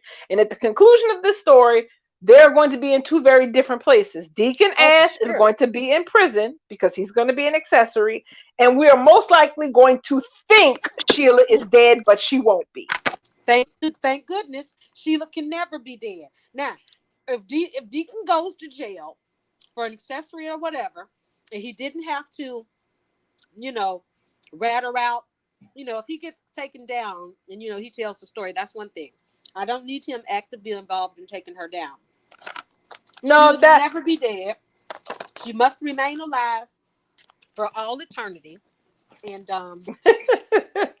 Deacon, yes, he can go and do some more time in prison because Hope needs to get her "I told you so" when Deacon is found out to be the lowlife that he is. But the thing is, the whole reason Deacon is going to go down as an accessory is because he is going, and this is my opinion, he's going to be put in a position where he has to reveal Sheila because she has gone too far. Because the thing is, when this all started, it all started with a "don't turn me into the cops." Okay, I'm not gonna turn you into the cops. Get out. I never want to see you again. Then Sheila went off and got quote unquote ate by a bear. Then she turned back up with a different face and a different wig, rocked Deacon's world, and now she's in his apartment. Now she wants to be roommates. And the thing is, as that's the thing with Sheila. Sheila is one of those characters who never knows when to stop. And you would think that having defied death, convinced the world that she is no longer alive, because Deacon even said it. You came back to the one place you never should have came back to if you managed to pull off the feat of the century and convince the world that you're gone. But here you are. So she's already in LA. She's already been put in a position of almost being discovered because she was seen. This Hope looked her in the face and didn't know who she was. And in that little scene at Il Giardino. So Sheila's getting more and more confident because of that damn prosthetic mask. Let me tell you something. Mm-hmm. Sheila signed a contract with Bad Boy Records. I thought I told you we ain't gonna stop. It's Bad Boy for life. I thought I told you we not gonna stop. Can't stop, won't stop. Sheila out here being the damn Suge Knight of Malibu. She gonna be hanging bitches. Well, she already had Taylor hanging off the side of the building. Sheila is Bad Boy for life. She West Side, Crips, Pyrus. Sheila ain't gonna stop. She don't care. She said, "Bitch, I cut my toe off. That ain't nothing for me. A digit ain't nothing but a number."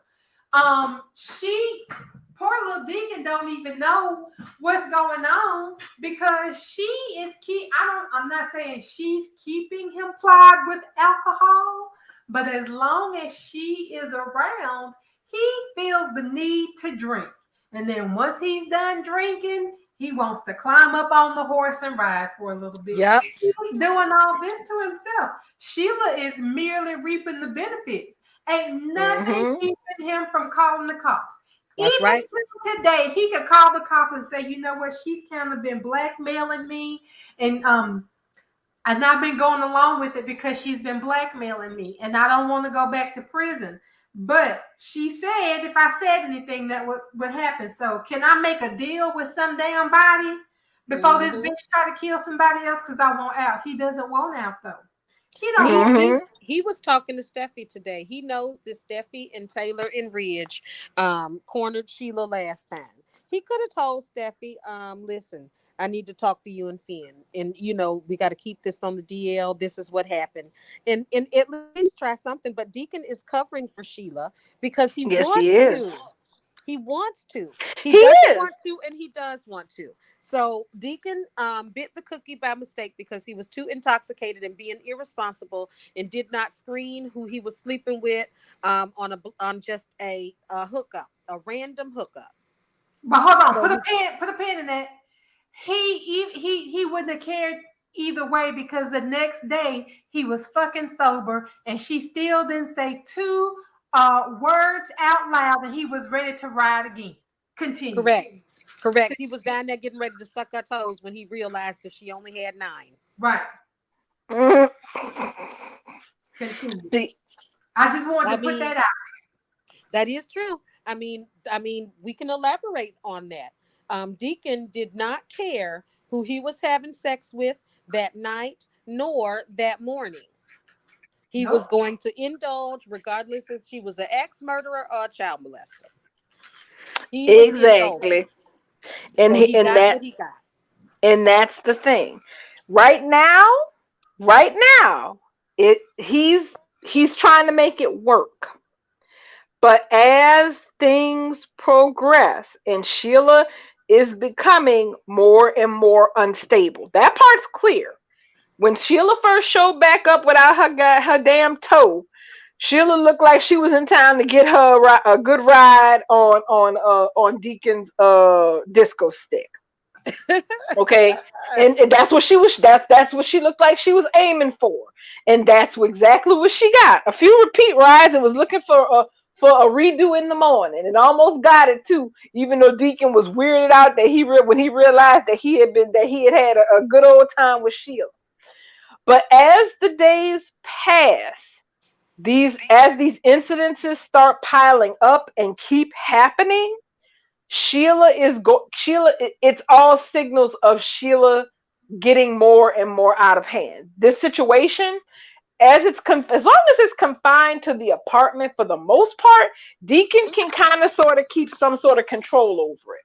It's why he was so nuts when Hope showed up so unexpectedly, and he more or less put a cap on that by telling Hope to call before she comes over.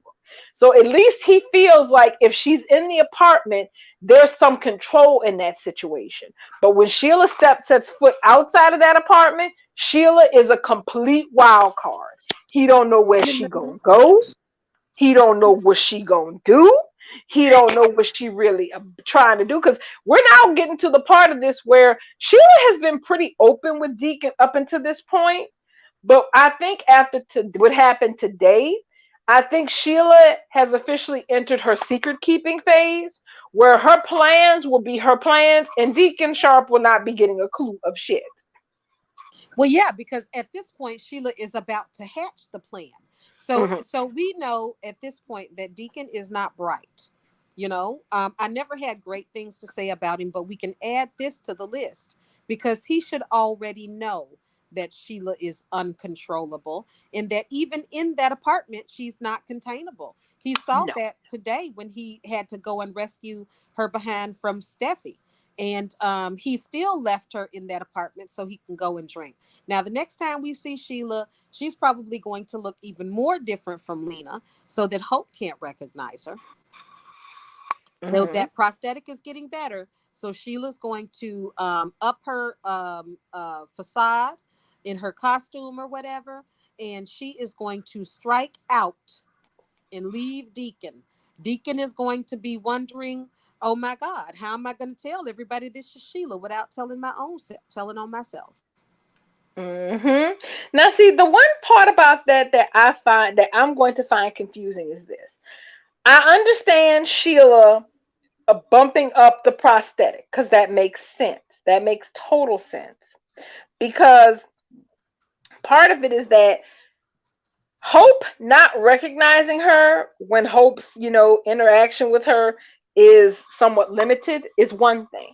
But if she's going to go balls out on this and really try to integrate herself with Taylor or with Steffi, people who then looked up in her face on the reg, she recognizes that she's got to bring a game to this. So the part about that makes me curious is this. Because I did look at the video on her The new Instagram prosthetic. where it showed the new prosthetic that was gonna update her look a bit. Um my question about it is that is that change going to be enough, not just to make it look, not just for her to, not be detectable to Steffi or Finn or Taylor, but is she going to look different enough for Hope to ascertain that there's a difference between the woman she's seeing later on and the woman she already saw? Now, see, I was going to ask that very same question because Hope has already seen her.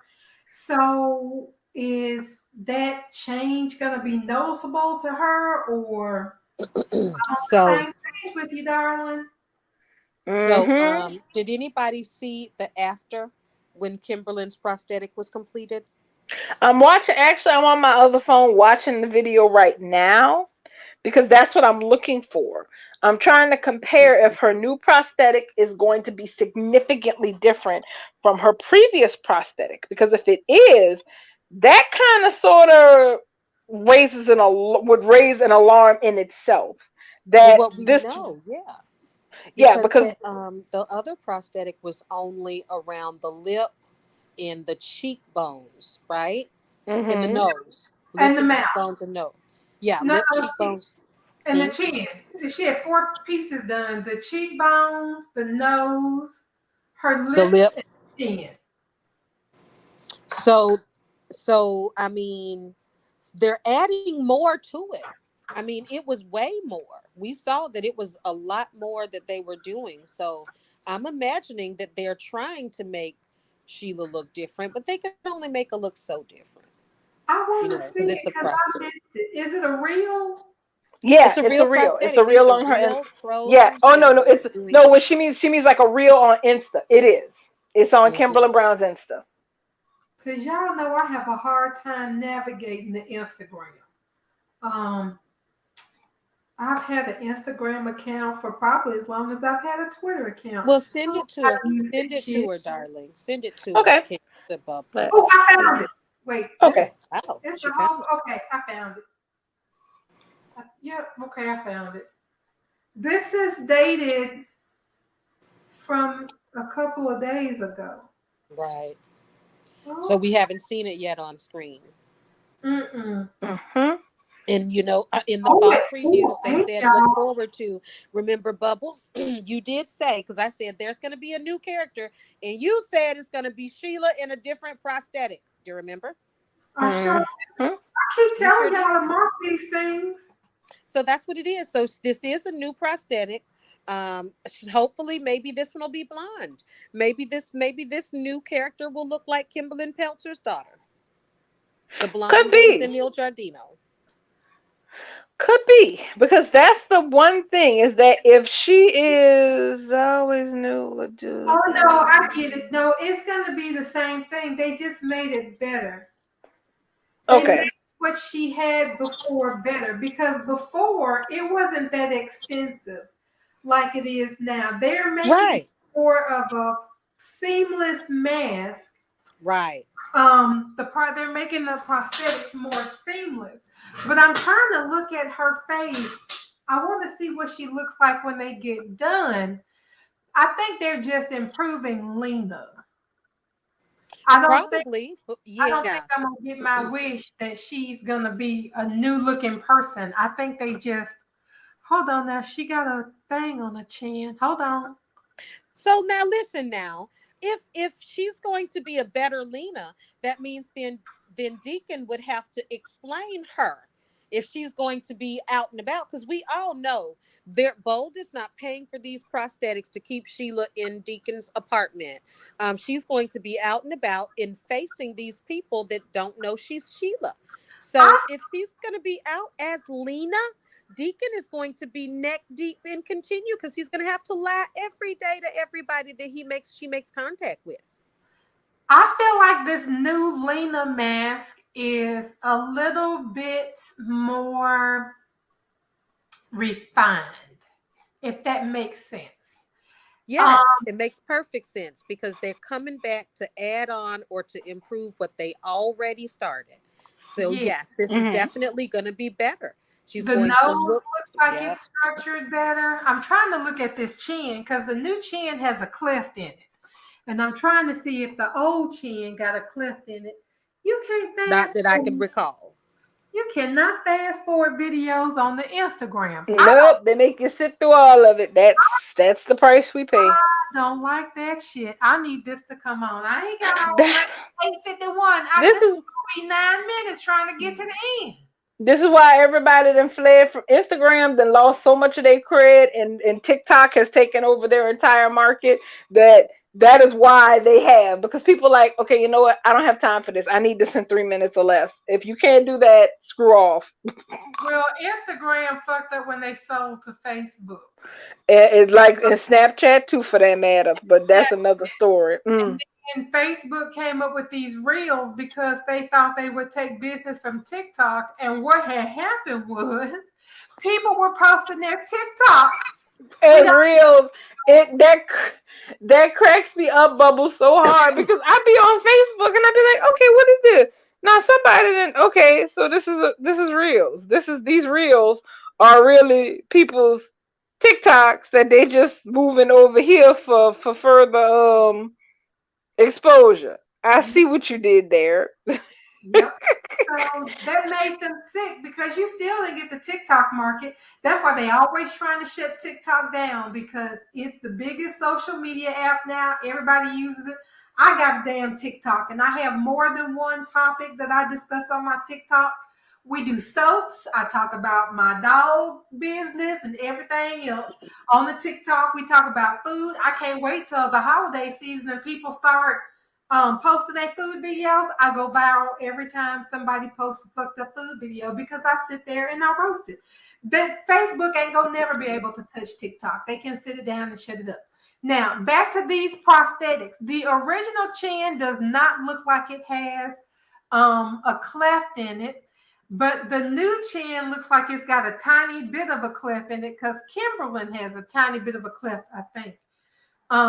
But that is more of a refined, smoother prosthetics that they're using now. So she's gonna look a little bit better, but I don't think I don't think Hope is gonna go, oh, you look different from the last time. I don't think that's gonna happen. I think they're just making this cleaner because they're probably going to keep her around for longer than we expected. Yep. And they need some stuff that's gonna last longer. Yep. Because I'm here for it. I want Lena to be walking around LA and I want her to cross paths with everybody. I mean, Eric, it's a shame that we didn't get Quinn and Sheila while Rena was still on. Really, they can really, and that's the thing. They should have Lena all over freaking LA. You're right about that. Where she's crossing paths with everybody on the canvas in the world, specifically people who know her or have seen her before, and just completely passing the smell test of, hi, do I know you? I mean, because let's be real, these people are in the fashion industry for the most part. The majority of these characters are in the fashion industry, so they meet people all the time. Models, vendors, people working for fashion publications, they other designers. It is so easy to say, I think I've seen you before, because they it's a social business, fashion. So Right. it's mhm. So it wouldn't be hard for Sheila to play that card to convince people that, oh no, we've never met. I probably just look like somebody you know, if she can get that voice on lock, of course. Well, I just drives me crazy that she went with a southern accent. I don't like that because I don't like that Ted Martin has that fake southern accent over there in Laneview, Pine Valley, and Fort Everybody. Charles, or where the hell they are. That hospital. I hate it. I hate it. Ex- Ev- Everybody exactly. that Sheila has had an issue with in the past, or anybody that Sheila feels like she has an axe to grind with, as Lena, Sheila should be going out and wreaking havoc. For instance, it could be the simplest shit. What's going on with okay, we got all the Foresters at Forester Creations. Thomas and Douglas going at it with Hope. Eric and Donna. We know she has a big history with Eric. As Lena, she should be doing something to Donna and Eric. I mean, we all talk about somebody need to spike the honey. That's what I'm talking about. She need to go ahead and spike the honey. She should That be would doing be wreaking all kind amusing. of havoc as Lena, even if people never know about it and we just know about it. But these things that she does should affect their life and it should have consequences. Eric getting not getting a boner and having Donna always turned on all the time. Maybe she'll start looking at Thomas sideways. Because he Moving ends on. up at the house now. Right. Moving on down. She always got an axe to grind with Brooke. She should do something to Brooke. She should See, start planting some stuff to really trigger Brooke to drink again, regardless of Deacon, just because. see, that's the thing. As amusing as I would find that, I think it would be a case of them trying to spread her too thin in some areas. Because if they put, because the thing is, Sheila has been very focused this last go round. Okay, like Eric has not crossed her consciousness since she stepped back into LA this time around. They've been really clear that, because that's the thing. Sheila usually, when Sheila's obsessed, Sheila is usually singularly obsessed. She's obsessed, she's focused on one particular person or one particular thing. If it's not a child, then it's a man or some bitch that she feel wronged her and she need to get her ass. One of those. Yeah. So if they had, so as interesting as it would be for Sheila to be running all over LA wreaking hell and tearing people lives up, and just with them not being capable of understanding how the hell this even happened. Sheila's main focus is Finn in her obsession with him. And Mama's right here. Mama's here. Finn is lucky his ass ain't going. He gonna be lucky if he don't end up with a catatotic drug slipped into his damn drink cup. So that where he can't move or anything, and all you can see is his eyeballs moving like he's still in a damn coma. So Yeah, even though I it wouldn't would, past her, girl. That at damn this point, yeah, it So would be. when did Taylor get shot in the Forester Mansion? What time of the year was it? Was it fall? I want to say it was fall because she had a jacket on. I thought so too. they And Brooke always had a got jacket when she came in with that baby bottle too, and she was wearing boots. So it's coming to be the fall again, and all the Foresters are back in the Forester Mansion again, unscattered but gathered. Sheila Carter is around lurking with the gun with a target on Steffi's back for sure, aiming to steal Steffi's husband and Steffi's baby. Who's gonna get shot? Is Finn gonna shot the shit out of Sheila? That's the question. Or shoot the I shit think I really do believe that that is where we're headed. The dialogue that they're giving Finn and the dialogue that they're giving Sheila is very telling. The fact that Finn is now at this point where he's relieved that Sheila is gone, but he's also here reassuring his love that she's safe, that they're safe, that their family is safe, and that he would never let anything harm them ever again. Yeah, I know Ann was when I hear it. hmm So I hope that that's what is going to happen. Of course, with Sheila presumably being dead, because of course, the Sheila Carter can never die. We can't have that. our Sheila. But Shot I by Sheila. also don't want her out here killing Amelia either. So let's just make So we sure that. found a compromise. We got a compromise with Amelia. She can go out of town as long as Sheila got something to do with it. Mm-hmm. I'm okay. We good with that.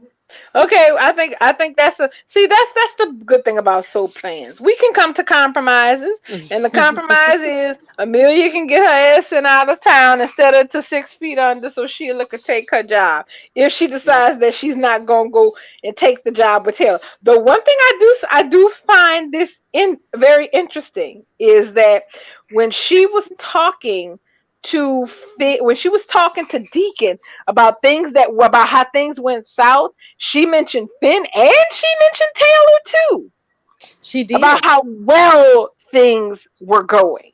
She did. And I was like, She did. She basically had Finn, Taylor, and even Deacon on her side, and she messed that all up. But she's blaming Steffi because Steffi pulled her card because Sheila messed it up. But see, that's the thing about Sheila. She can't be told no.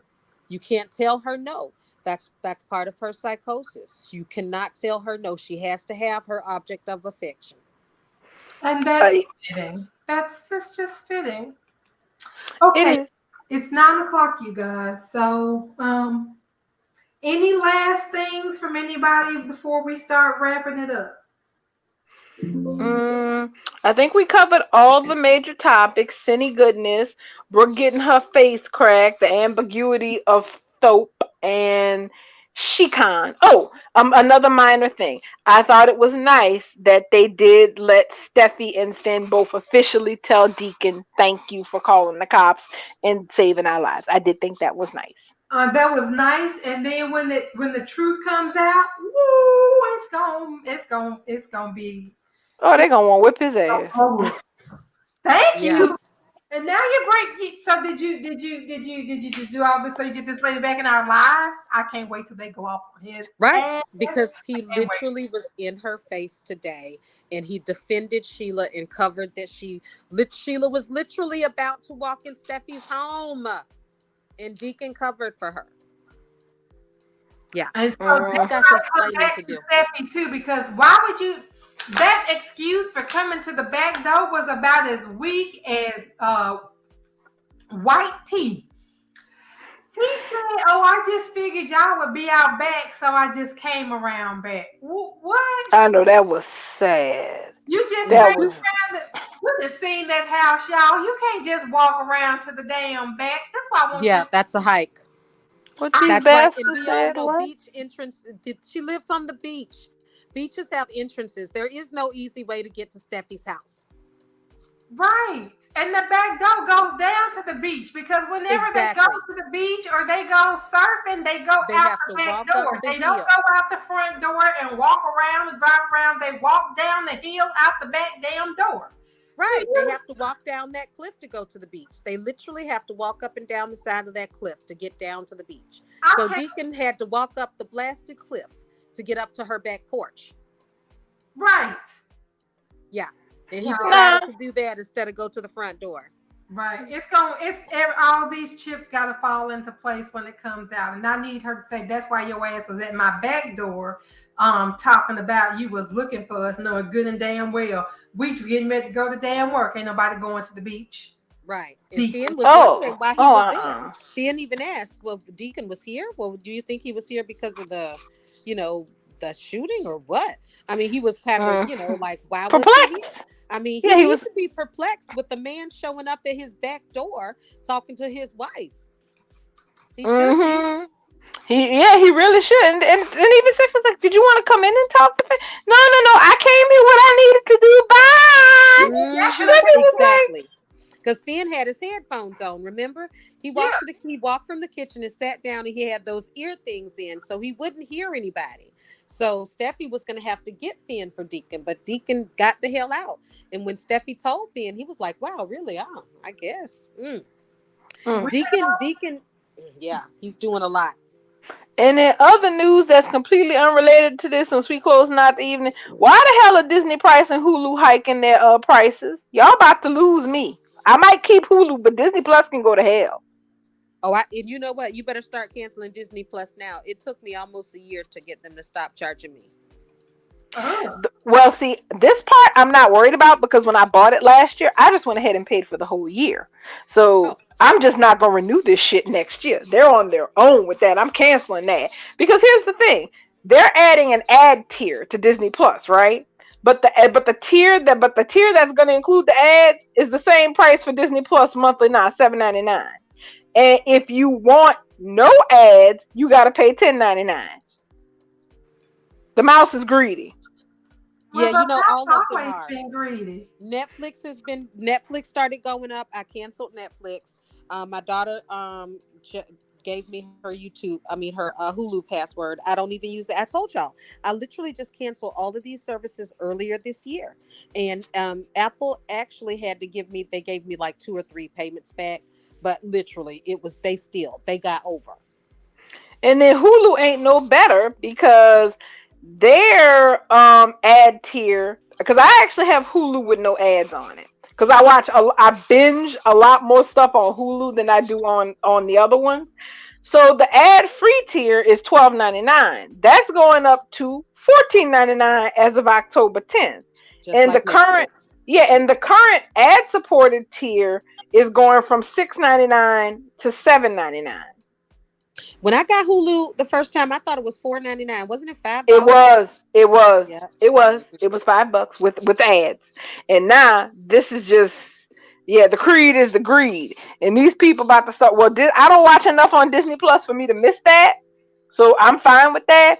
Hulu, me and them gonna have to have a talk because either I'm getting rid of them, which I really don't want to do, or I'm dropping down to ad tier and just sit through commercials because this is ridiculous now. Yeah. I don't Girl, blame I you. sit through the commercials. They really not that bad, and they aren't that long. I don't pay. I was getting Hulu for free until my credit card got compromised, and Mm-hmm. I got to put. I think I was getting it free through Spotify, and so Hmm. I forgot to go back and update my card on Spotify, and I just procrastinated like I do because Spotify was still. I mean, was still playing. So the day it was like, no, honey, we ain't giving you no free music. I went to put my card in, and I went to go look at something on Hulu, and Hulu was like, you got to pay to play. And I was like, okay, once I set up my Spotify, it'll be fine. I set up the Spotify and Hulu didn't come back. I cried. I called them people and they said, oh, ma'am, we ain't offered that in. Well, since Hulu started, really, you got grandfathered in. So we can't even give that back to you. If you had it, you shouldn't have let it go. And I'm sitting there like, but I wasn't trying to let it go. They was like, too bad, so sad. And so now I pay for like the basic, and I guess it's something like $8.99 a month or whatever. But when the commercials come on, I just mute that and switch over to Netflix or email or something else for however long it takes. Their commercial breaks aren't long like on TV though. So after a while Yeah. you get used to it. And it's usually not like local stuff like we get. Sometimes you might get like some pills, but yeah, most of the time it's just basic general stuff, and it's 2 or 3 30-second commercials and you're done. So Well, that's what I'm about to be doing. Cause no, I'm not giving y'all I don't have as much time to binge as I used to have once upon a time. So no, I'm not giving y'all $14.99 a month for no ads. And I swear, all of this foolishness. Here I am trying to be an adult and pay for all of my services, but y'all about to send people back to pirating the rate y'all going. well, You can honey, say that again. pirating never went out of style. No, God, shoot. I mean, I used to get down with the BitTorrent, and I was like, I make enough money to pay to have services, so I don't have to go through the pirating, way. It's like, well, guess what? Y'all about to drive people back to it because y'all all want way too much money. You're paying. You're at the point where you're basically paying what you paid when all you had was cable. But you know what you're gonna end up doing though. If you're gonna do that BitTorrent, you're gonna end up getting copyright violations, and you can end up losing Probably. your cable. no, I don't know. I don't know how I'm gonna do it, but I'm gonna work it out somehow because it's bullshit.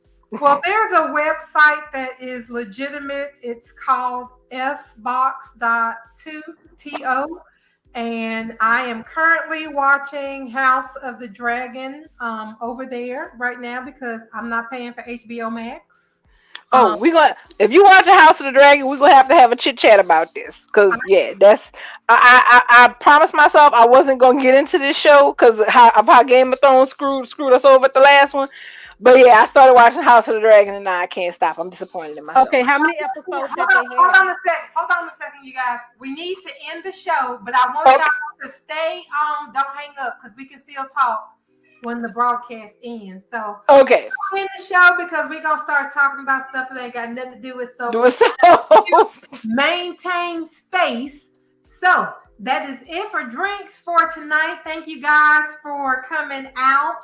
SB Riders, Stefan, Electra Storm, Louisa, Yvonne, Tiara, everybody that was out on, y'all really showed up and showed out tonight. Thank you so much. There's so many of y'all that came. I can't believe I can't get through all the names.